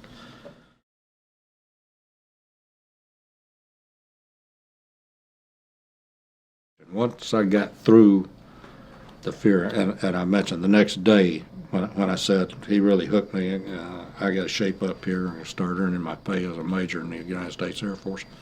They came in the next morning and says, "Today you write your autobiography." I said, "No, not going to do that. That's Dakota Tunka. You won't write." He said, "I'll order you to." I said, "I don't take orders from you." None of these guys wore rank, so you didn't know who you were talking to really, but they all look like kids. As you know, Orientals tend to look much younger than they are for a long, long time. But we went through that, and they said, "Well, I bring in a camp commander. He orders you to write." And I said, "Okay." So he goes, and I was really being this flippant and blasé, no kidding. So he comes back in a few minutes with a guy about his age, same size. He says, "Now, this is the camp commander." And I said to myself, "Oh, yeah, this was a Saturday morning." I said, "Oh, yeah, these guys were out drinking beer last night." They said, "Oh, we're going to have some fun with a new guy." He asked, "Will you write your autobiography?" I said, "Nope." They talked in Vietnamese. He says, "He asked you one last time?" I said, "No." He talked to me. He says, "He orders you to write your autobiography." I said, "I take my orders from the Chief of Staff of the United States Air Force." He talked a little more in Vietnamese, and he says, "One more time?" I shook my head. And the camp commander looks up in very good English and says, "You will be very sorry." Got up and walked out. 2 or 3 minutes later, this big guy comes in, biggest Vietnamese I saw. And they put me on the ground, pulled my arms back up behind me. I couldn't do it again. My life depended on it. My palms were together behind my neck. I could scratch my neck. And they put Vietnamese handcuffs right there. And they walked out. And I thought, this ain't a big deal. And about 5 minutes later, my hands were numb, my arms were numb, and shortly my shoulders were numb, and pretty soon my chest was numb. And so I started walking around so I could keep myself alert and active, I thought. Next thing I knew, I'm laying on the floor. I'd obviously fallen like that. And I did that 3 or 4 times till I just gave up, quit trying to walk around. And during the mealtime, at mealtime comes in with a bowl of soup and a plate of rice and holds it up. And I said, "Oh, good. We're going to get a break here, get something to eat." He holds it up, sets it on the table, and he does that. And I shook my head. He walked over and picked it up and walked out. Maybe they are serious about this. Okay, I'll lay here a while longer. So I guess I passed out off and on, because the next time, the afternoon meal time came, he comes in with a soup and rice again, sets it down, did it. And I said, "No." But I had been conscious enough during the time that I realized I hadn't seen another American. I've been here for 4 days now. And this was the funny part. I haven't felt my hands all day. This is into the afternoon. I haven't felt anything from my waist up in a good while. If I can't use my hands, I can't feed myself, and I probably can't play golf again. So when he starts to pick up the stuff to go away, I said, "Wait a minute." And he turned around, goes that, and I said, "I'll try." He picks it up. I said, "Okay." He turned around and nodded my head. He wouldn't leave till I said yes. So he left the suit, went out and got the officer, came back, and the officer asked me, and I tried with him, "I'll try." And he shook his head. So I said, "Okay." So he takes handcuffs off, and I'd been through rope tying up before, and when they do that, the whole purpose is to cut off circulation, and when they release it, it's like grabbing an electric wire. If you've ever been shocked, by house current. Well, this time when it came off, I just shook all over. And they brought in a little booklet, like I never had it down here, but they call it test booklets, the little blue book sort of thing lined with a whole thing of questions. Sit down and write. And so for about 3 or 4 days, I'd sit there and hold a pen in my mouth and push it around with my hands. And I'd get 6 or 8 words on a page that way and use up stuff. And there was questions, "What's your name?" And I put it down. "What's your father's name?" I put Daddy. "What's your mother's name?" I put Mommy. "Where were you born?" I put early age. Just Mickey Mouse See, I don't know. I guess I was so beaten down by this point I didn't really care what they did. I was going to have some fun in the process. But they never referred to that again. And it proved, for me at least, the whole point was, we can make you do it. What that sergeant had said. We'll show you that we run this camp. You'll do what we tell you to do. So from then on, it's a game of how much I could keep them from doing. And then that night, when you were asking, this was really my low point. When I ate that meal and realized that I had been broken. And so we had a big thunderstorm. It rained, and I was so thirsty. They hadn't given me any water except when the interrogator would be there, and he'd have a cup and offer it. And I remember I got up and I pulled the table over, put the chair on it, put the stool on it, and got up where I could get in this vent, and reached out and got a hold of a limb on the tree so that the rain coming down and run down, and I'd get some water off my arm. And then it quit raining about the time I got it. And so I went over and leaned up against a wall, just slumped down, and there was one light way over in the corner. And I looked up, and it just kept attracting my attention. And I remember thinking it was like Moses in the burning bush, I guess. And I sat there and I looked at the light. And whether it was a split second or an hour, I can't tell you. But I had an experience of something happened to me, and it was all over. I was feel very comfortable, very secure. You're going to live, you're going to get out of this, and you'll go home someday. And from then on, I was able to accept things that happened, and when there would be a crackdown right after escape in a night camp, and other things that would come down, you'd have a little sense that this might be bad. I could just think about it for a minute, and I could feel comfortable again and go on and do what I had to do. And I remember thinking Harry Truman made the statement as president that he had no trouble sleeping every night because he knew he had done the best that day that he knew to do, and he needed his rest for the next day. And I realized that I was able to do that. I could lie down every night and go to sleep no matter what was going on.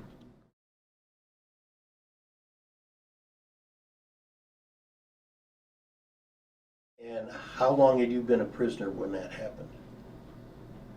I was shot down on Wednesday afternoon, and that was Saturday night. So 3 days. 3 days after you were shot down, you feel you had a moment that gave you, I won't call it peace, but gave you something that got you through the rest of those years. Yep. Was there a day in that prison camp after that you didn't feel that awareness or didn't think about that? Or did that sustain you every single day? I can't say that I thought it consciously every day, but the feeling was there every day.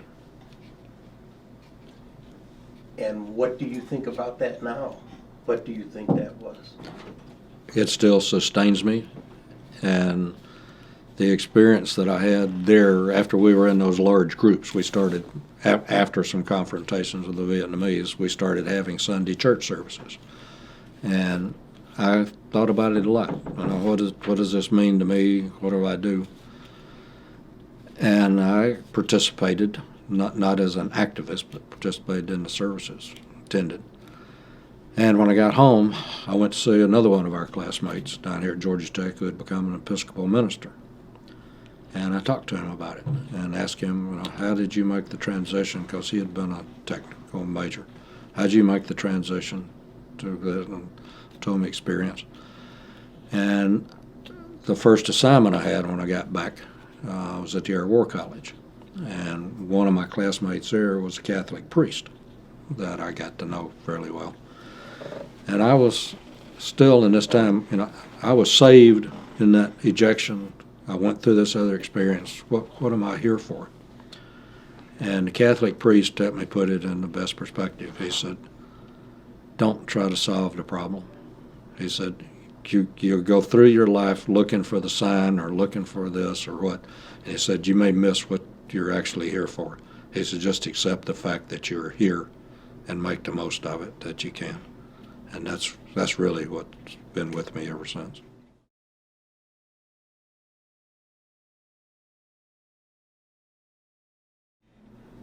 Not like 5.5, almost 6 years a prisoner. How did you find out you were going home, and when you were going home? And tell me about that experience. Well, to put it all in perspective, when Nixon started the bombing again in May of '72, we were in the big prison there at Wallow, and somebody that went to quiz, as we called the interrogations, because that was easier to say and to tap, brought back a message that Nixon is crazy man. We don't know what happens now. But we had in our camp one South Vietnamese prisoner and 3 Thai prisoners who were allowed out to work and do things, and of course they were speaking the language, and they were really our intelligence. And we got a heads up that 209 was the number, literally, were going to be moved out of camp. And sure enough, about a week later, 209 of us were moved right up to the Chinese border, deep in the mountains, and a camp that we thought initially was new to us. We learned later on that others had been there ahead of us, who I don't know. But we spent the rest of '72 there and over the winter. And in October, we didn't have radios in each cell there. They didn't have power like we had back in the big prison. We had these little radios in each room, and you got these propaganda broadcasts. Hanoi Hana, we call it, the voice of Vietnam, all the garbage. Up here, they had to do it by quizzes. And one of the fellows that went early picked up, they were asking him, what do you think about this proposed end of the war, or whatever? This is in early October. And then I was called out right at the end of October. And he asked me, he said, are you disappointed there was no settlement in October? I said, no, I didn't know there were going to be one, so how can I be disappointed for something I didn't know was going to happen, wasn't going to happen anyway? And kind of went on with that. And then, over Christmas and the holiday and New Year's, it got really cold and we were settling in. All of us were looking to be there in the winter. And one night, the building I was in up the top of the hill, one of the fellows woke us up. They said, we just had 3 trucks come into camp.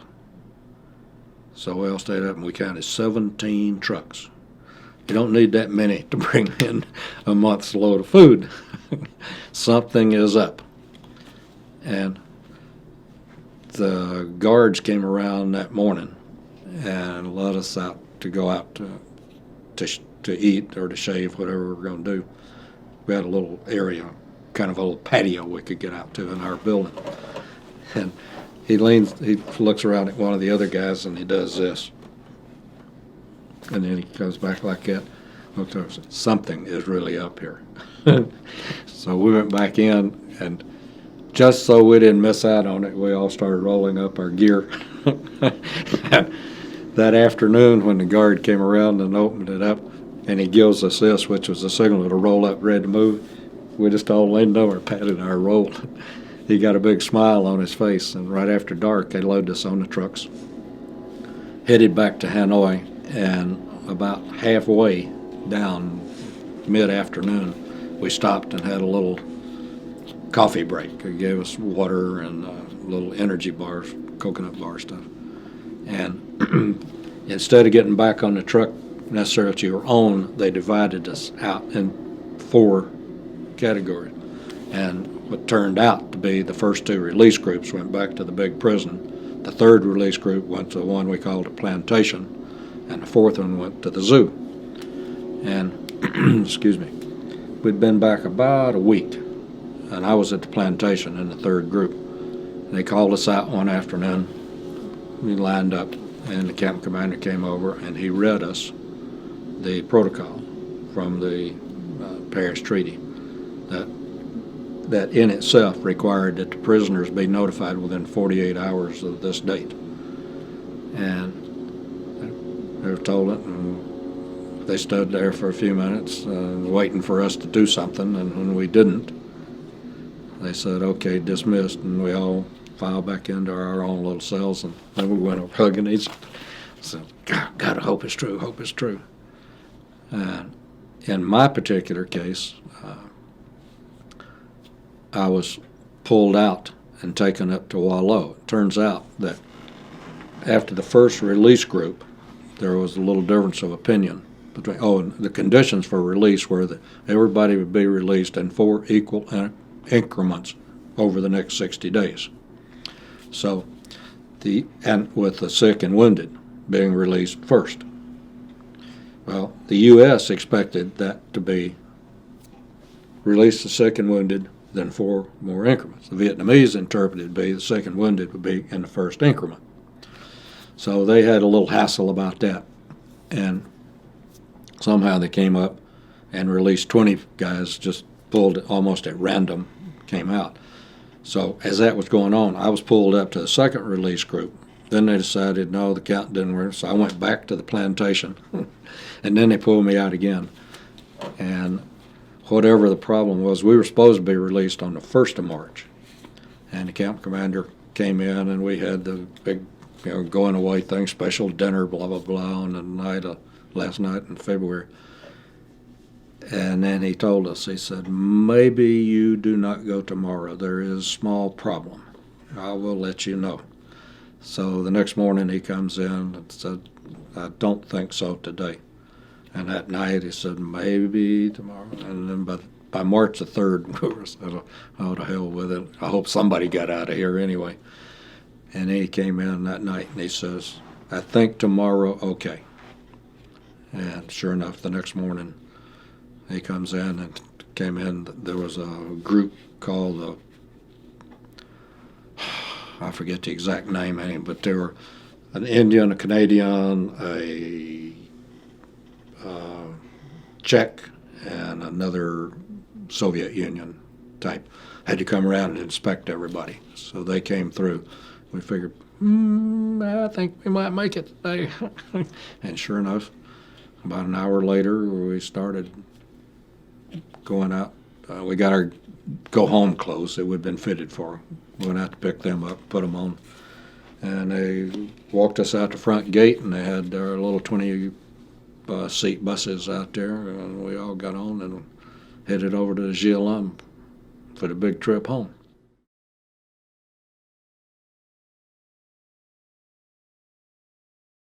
I'd like to hear this.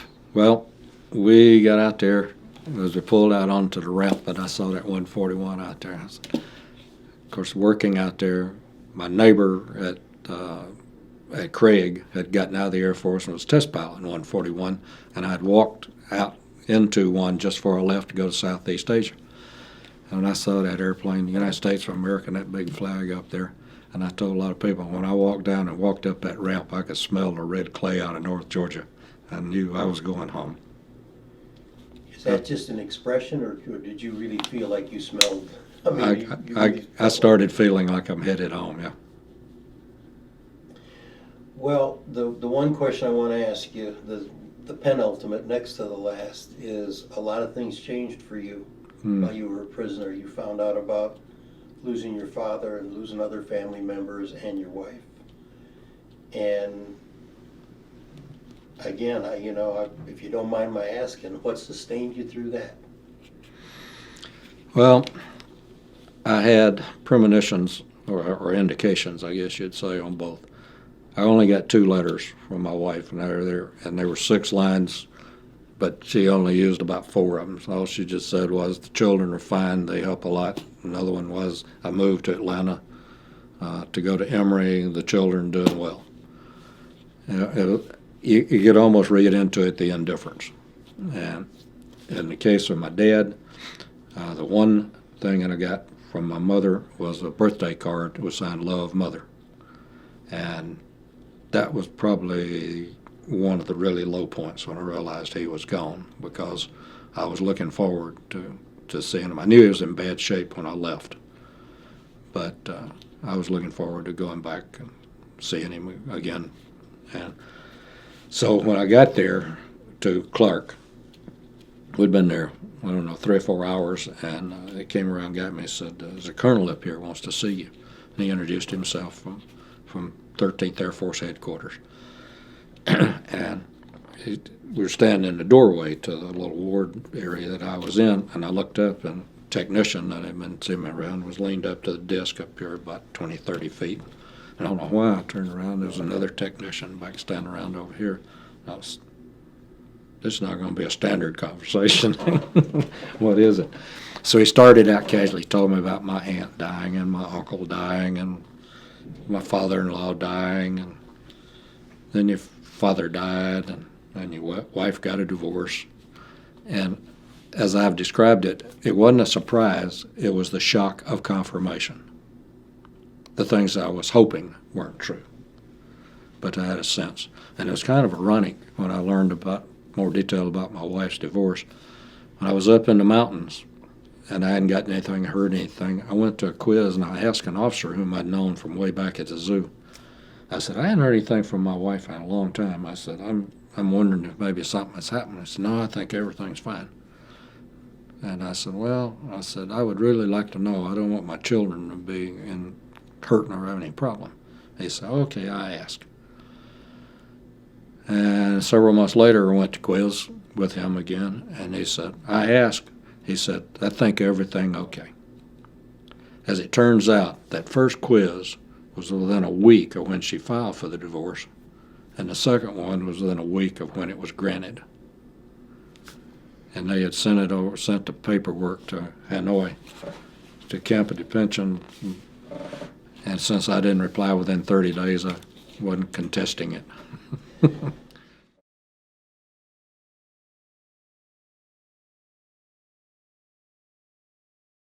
Well, I was still going through the checkout down at Maxwell Air Force Base in Montgomery, Alabama, but my mother wanted to get the family together at home and visit, and so I flew up commercially, and my ex-wife was here in town at the time. She came out and picked me up at the airport, and we went over to her house, and we were talking. I was going to take my children out with me for this party, and we were sitting there talking, and she said, how you plan on getting to Bremen?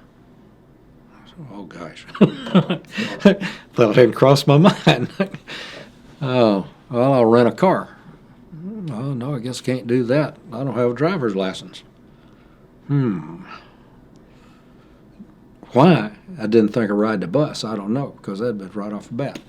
I thought, well, maybe Pat will rent me an airplane, because I had a pilot's license, commercial license. And I wasn't thinking of the fact that you got to have a medical to make it effective. But she said, well, you better do something. So this is getting kind of late if you're going out there tomorrow. So I called him up. I don't know, I guess we were looking at the phone book. I got him at home. And I said, hey, you got any airplane you might rent out tomorrow? He says, what for? I said, well, I need to get out to Bremen with me and the children. He said, when you want to go? And I said, oh, sometime mid-morning or so. And he says, hold on a minute. He looked around and he said, how's about 10 o'clock? Would that be good? 10:30? I said, yeah, it'd be fine. So he said, well, you know how to get out to my place? And I said, yeah. And he said, all right, I'll see you then. So we come driving up out here, and it turns out he had a demonstration set up for a hoped-for sale with a King Air, I think it was. Anyways, about an 8 or 10 place airplane. And this company, people were here, and they were really nice, welcoming us in. And said, yeah, we'll be glad. And they gave me a ride out to West Georgia Airport, and my brother was there to pick me up. But Pat and I have laughed about that a lot of times.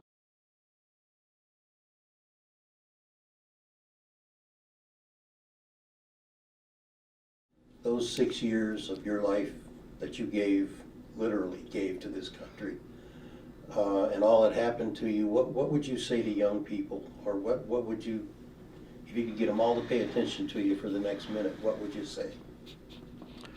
Well, first I would say that I'm proud of my service. At the time I was there, I honestly believed that we were doing something that needed to be done, because the threat of communism and the expansion of China and their efforts to, particularly in Asia and in Southeast Asia, could have had very difficult future. And while we did not win, and unfortunately I think I have to say we actually did win the combat. Our politicians gave it away later on.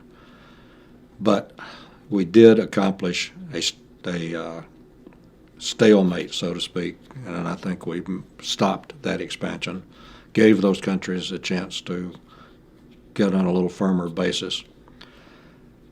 As far as Vietnamese people, I was disappointed for them, the boat people, that many were killed or died in the process of getting out of there. And in Cambodia, that were literally killed during the Pol Pot regime. I don't think we can take any pride at all in allowing that to happen. But when we finally started recognizing the Vietnamese, I was asked by one of the local stations, what do you think about it with the trade and then the recognition? And I said, well, we're going over there to give them a chance for self-determination, and it looks like they're finally going to get it. And on the 2 trips I've made back over there, I think we really did win the hearts and minds because they really like Americans there now. But for the status now and the condition in the future of this country, I have real concern. The last few years, the mood of the country, the culture of the country, society have changed in ways that I cannot say that I feel proud about. But I do talk to enough young people who have good attitudes and good patriotic values that I'm optimistic that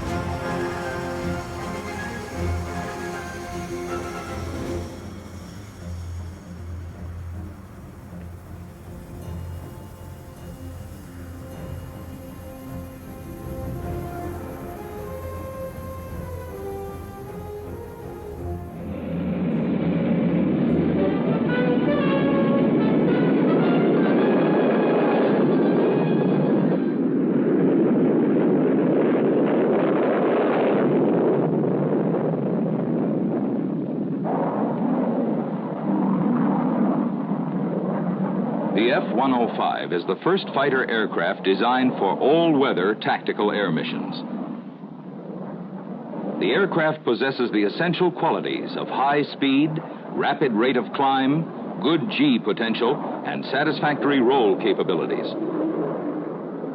Excellent stability and maneuvering characteristics in ground attack deliveries at both high and low speeds are provided by the aircraft's basic design, the highly loaded swept wing. As with any type of aircraft, however, to get the best performance, the pilot must carefully observe the established aircraft limitations at all times. This flight is on its way to the gunnery range for a routine training mission. During this mission, many realistic weapons delivery techniques will be practiced. This mission began before takeoff with a detailed briefing by the flight leader. Each man was briefed on his part in the mission, and particular emphasis was placed on the importance of pilot knowledge of minimum recovery altitudes and delivery techniques.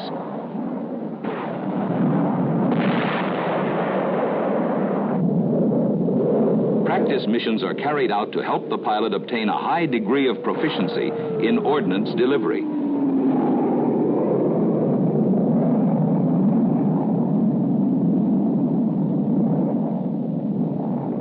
The results of deliveries during these training missions are recorded, analyzed, and evaluated.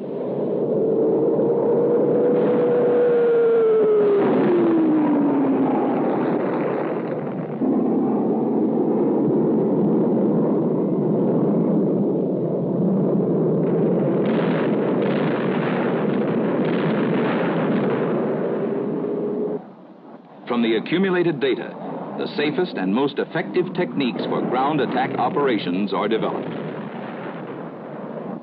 For example, this pilot presses his minimums to score a good hit. But note how careful he is to keep his aircraft above the minimum permissible altitude. He knows that to do otherwise may subject pilot and plane to the danger of being destroyed during the course of weapons delivery.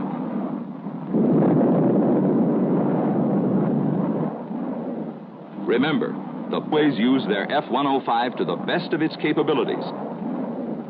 To get the best results using the depressed pipper during ground attack maneuvers, the pilot must position his aircraft at a specified point in space, at a certain dive angle, at the proper airspeed, and ensure that all these variables are brought together simultaneously.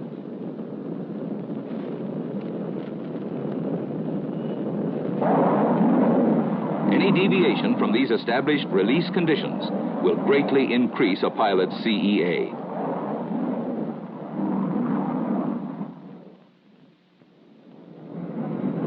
Let's set up and analyze a typical rocket run situation.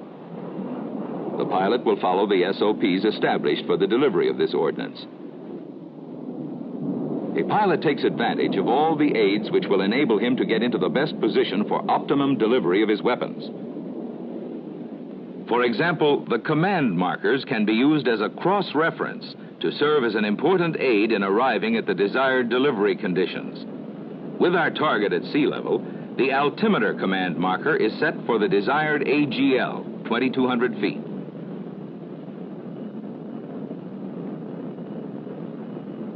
The airspeed command marker is set for a speed of 400 knots.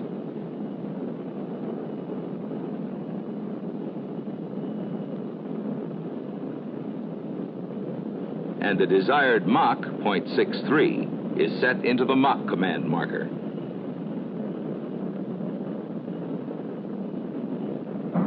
Now let's see how this particular rocket run is successfully accomplished.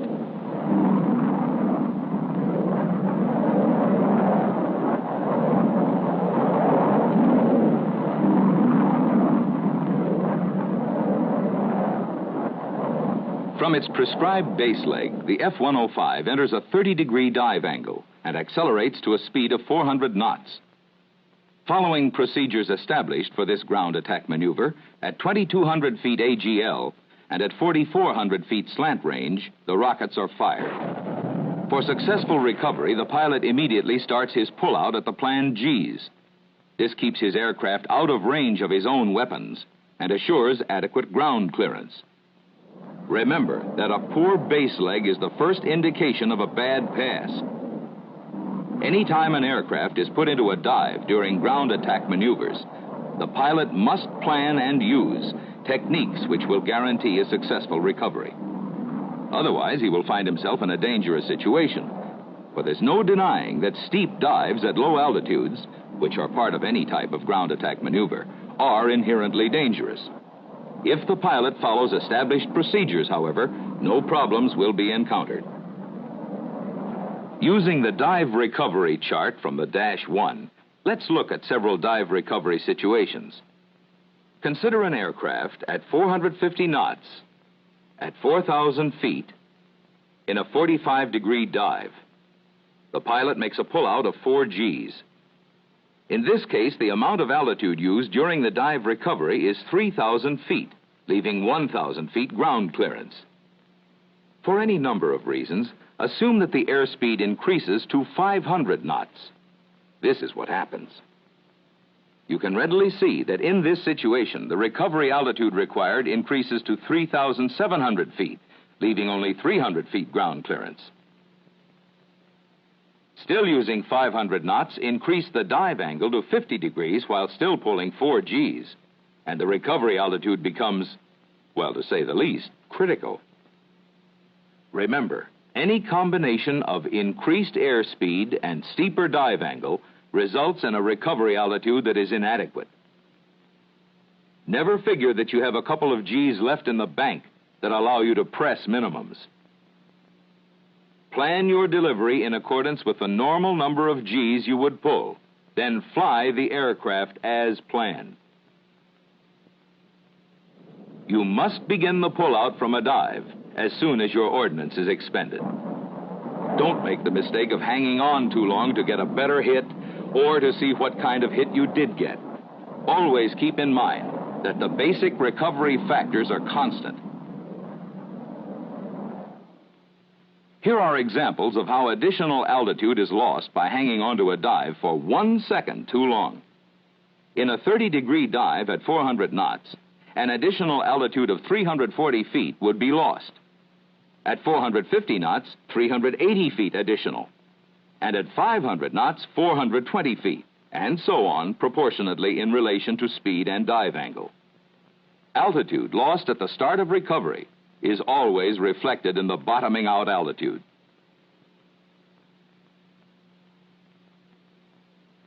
All aircraft, regardless of size, weight, wing loading, power, or type, obey the same law of physics in recovering from a dive. The 3 variables associated with dive recovery for any type of aircraft are true airspeed, acceleration or G-force, and dive angle. This is an old Jenny, a craft of World War I vintage. In those early days, pilots had to contend with many of the same basic problems as those which bug today's pilots. As can be seen from this pilot's situation, dive recovery is one of them. He puts the Jenny into a steep dive. As his airspeed increases, he rapidly nears the ground and realizes he could be in a predicament.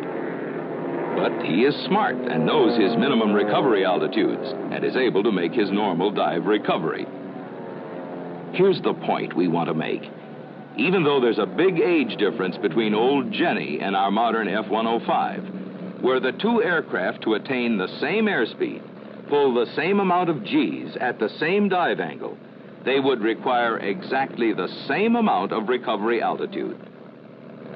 Thus, even though technology continues to advance at a rapid rate, the basic principles of aerodynamics and physics with respect to our modern weapons systems remain unchanged.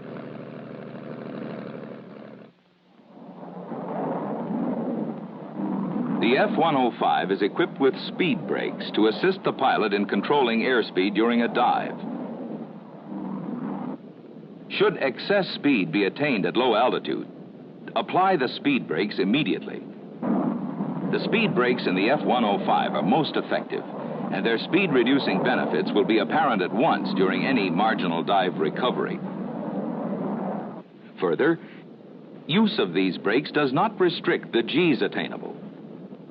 While extension of the speed brakes increases the aft stick required to pull a given G due to a reduction in stabilizer effectiveness, sufficient stabilizer travel is still available to attain either structural limits or the maximum lift.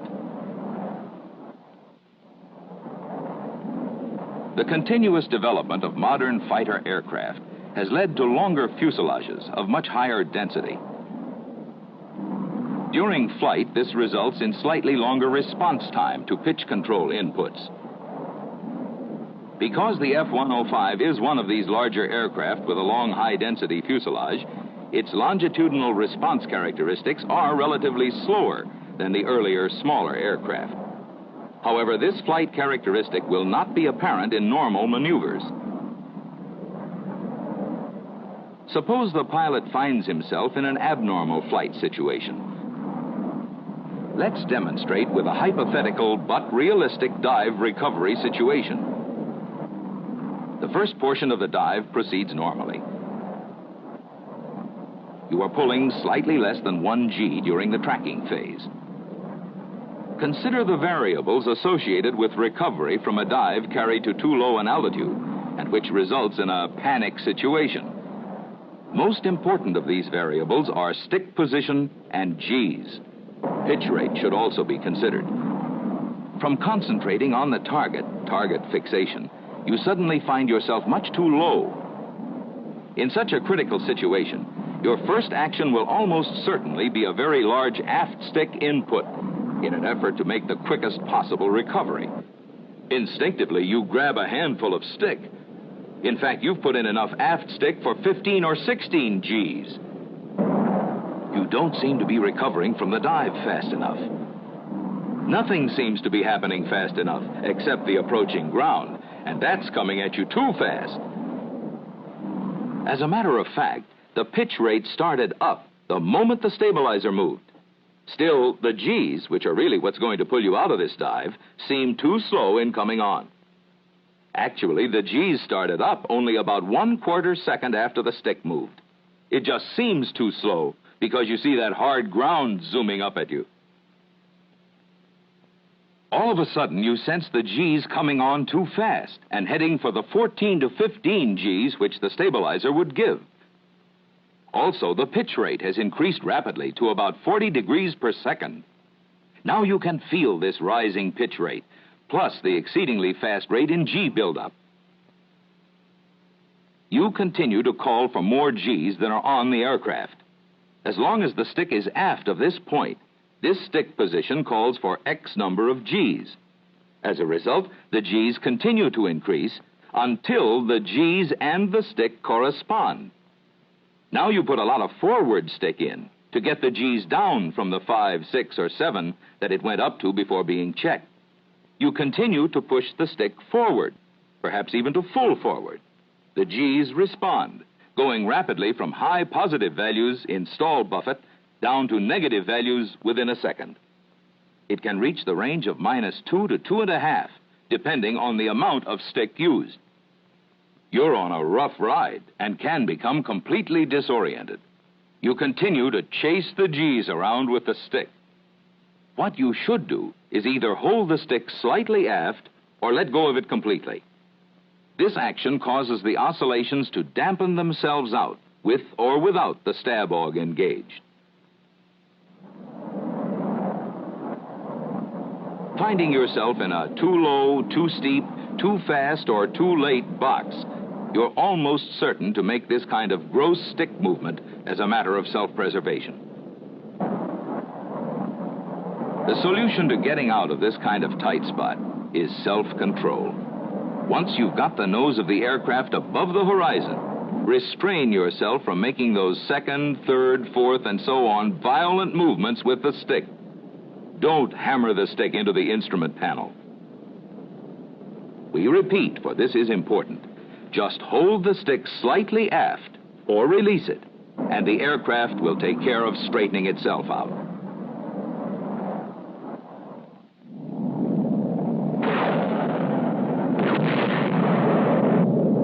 We have demonstrated some of the flight characteristics of the F-105 aircraft during ground attack maneuvers and minimum dive recovery situations. We have seen that the F-105 is designed to permit the pilot to deliver his weapons on target safely and accurately. Here's a final reminder. The better the pilot understands the flight characteristics of the F-105 aircraft, and the more closely he follows the criteria established for its performance, the greater his chances are for successful and effective weapons delivery. In flying the F-105, it is important that the pilot select an established pattern which fits his particular mission, and that he determine that adequate clearance exists above the ground and from his own ordnance. Once the pilot has selected his plan, he should stick with it and not deviate from the procedures with respect to airspeed, dive angle, and altitude.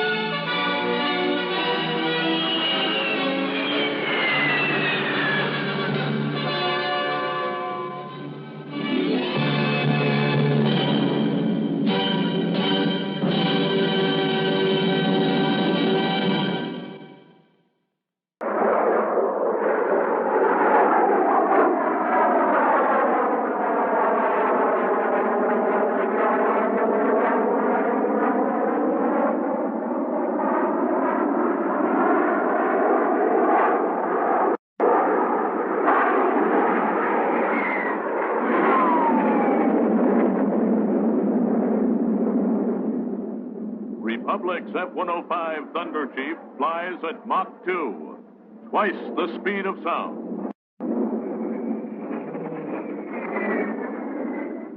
An airborne arsenal, ready to defend the free world from aggression.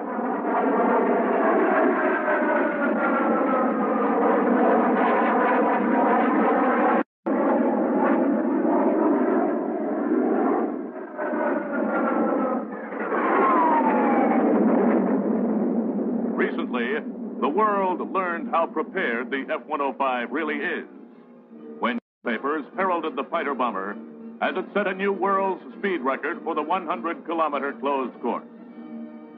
A TV newscaster reports the event. At Edwards Air Force Base, California today, a supersonic Air Force jet recaptured from the French the world's speed mark over a circular course. Brigadier General Joseph H. Moore, commander of the Air Force's 4th Tactical Fighter Wing, mounts the 63-foot-long Thunderchief and prepares for the flight that will severely test both man and machine.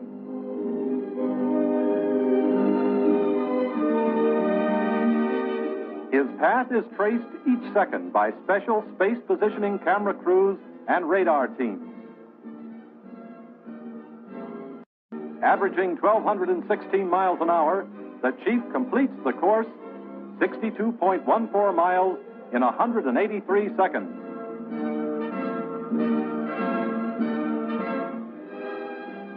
But despite all obstacles, Moore makes it.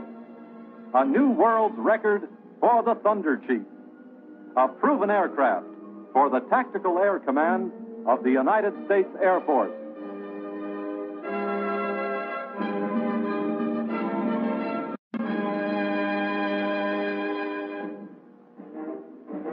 This is only a small part of the story. An important segment, true. But the beginning finds its roots in research. Exhaustive experimentation. Revision of accepted conclusions in the light of newly discovered facts. Research was the starter's gun in the F-105's race to control the skies. Research, the discovery of new concepts. An odd shape in a wind tunnel. Scoop through which the F-105 takes in its air. New, different, but the shock waves you see now proved it. A better design. Research. The effect of intense heat of an aircraft produced at high speed or re-entry into the Earth's atmosphere. Exhaustive experimentation. Research. Revision of accepted conclusions.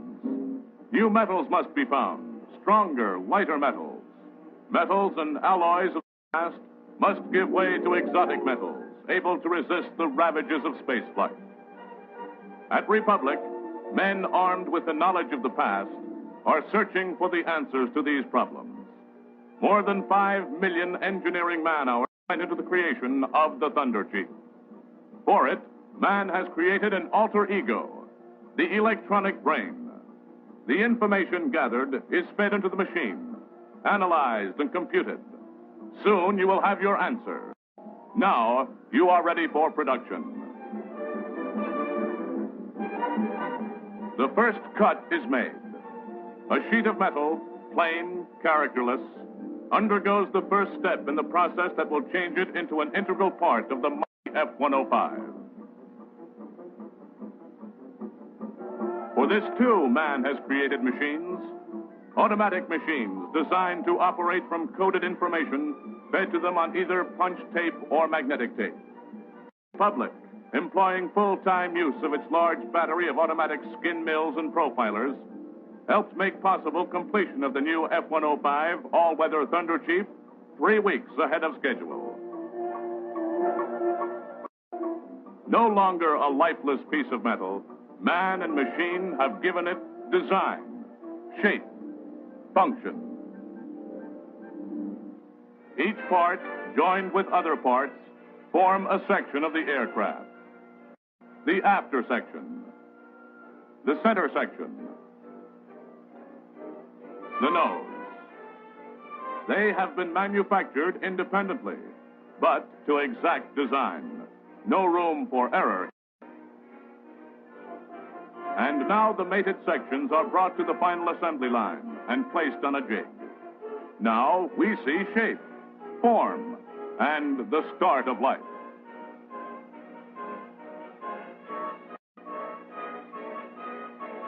In the final assembly area, our fledgling is given the essentials to make it complete.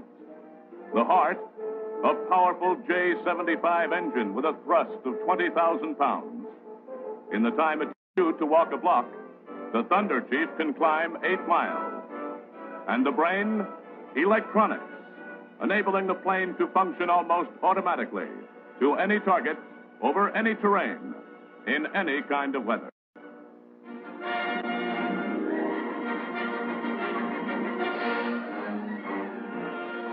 After years of research and development and many months of building, the long hoped-for day arrives. The first production airplane is delivered to the United States Air Force. It was called the world's most powerful one-man airplane by General O.P. Weiland, then commander of the Tactical Air Command, at the formal presentation made by Republic President Andy I. Peel. America can be proud of the Thunderchief and of the fact that while its performance goes up, its price goes down. A cost reduction program enthusiastically supported by a nationwide team of subcontractors who build the F-105, in its first year saved over $25 million in production costs. At Eglin Air Force Base, Florida, the 335th Tactical Fighter Squadron, first to receive the powerful chief, prepares to join other F-105 squadrons in a firepower demonstration. The F-105D, with its fully integrated radar, fire control, and flight control systems, allows a pilot to take off in foul, ceiling zero weather, fly blind to the target, and unleash a nuclear bomb automatically, either on the deck or at 50,000 feet. The planes are loaded with an assortment of bombs and rockets. A simulated training mission executed with deadly seriousness. For the pilots of General Everest's Tactical Air Command know the part they will play in the event of aggression.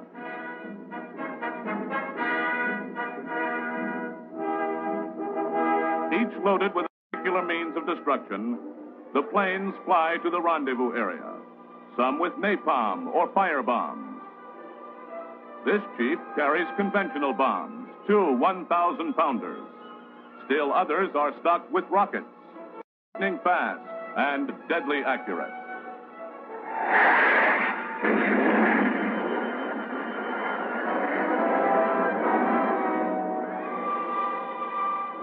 Approaching the rendezvous point, 4 chiefs, equipped for strafing, their Vulcan automatic cannons fully loaded and ready to fire 20-millimeter shells at 6,000 rounds a minute. This, then, is the newest weapon of the Composite Air Strike Force of the Tactical Air Command. a versatile, highly mobile, self-sustaining package of air power, which can be dispatched from the United States and arrive in a matter of hours, anywhere in the world where a show of force is required. This is it. The Thunderchiefs are at rendezvous.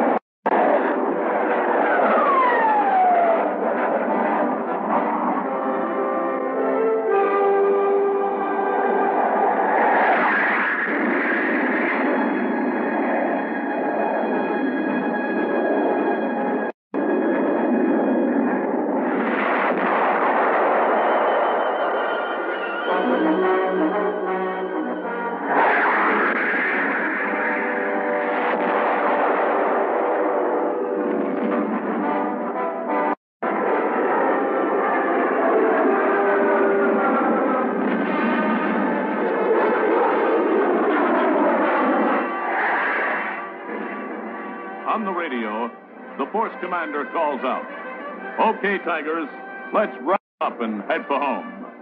Man and machine, training and practice, and more practice.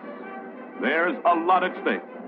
The Thunderchief is capable, yet everyone hopes it never has to perform the mission for which it was designed."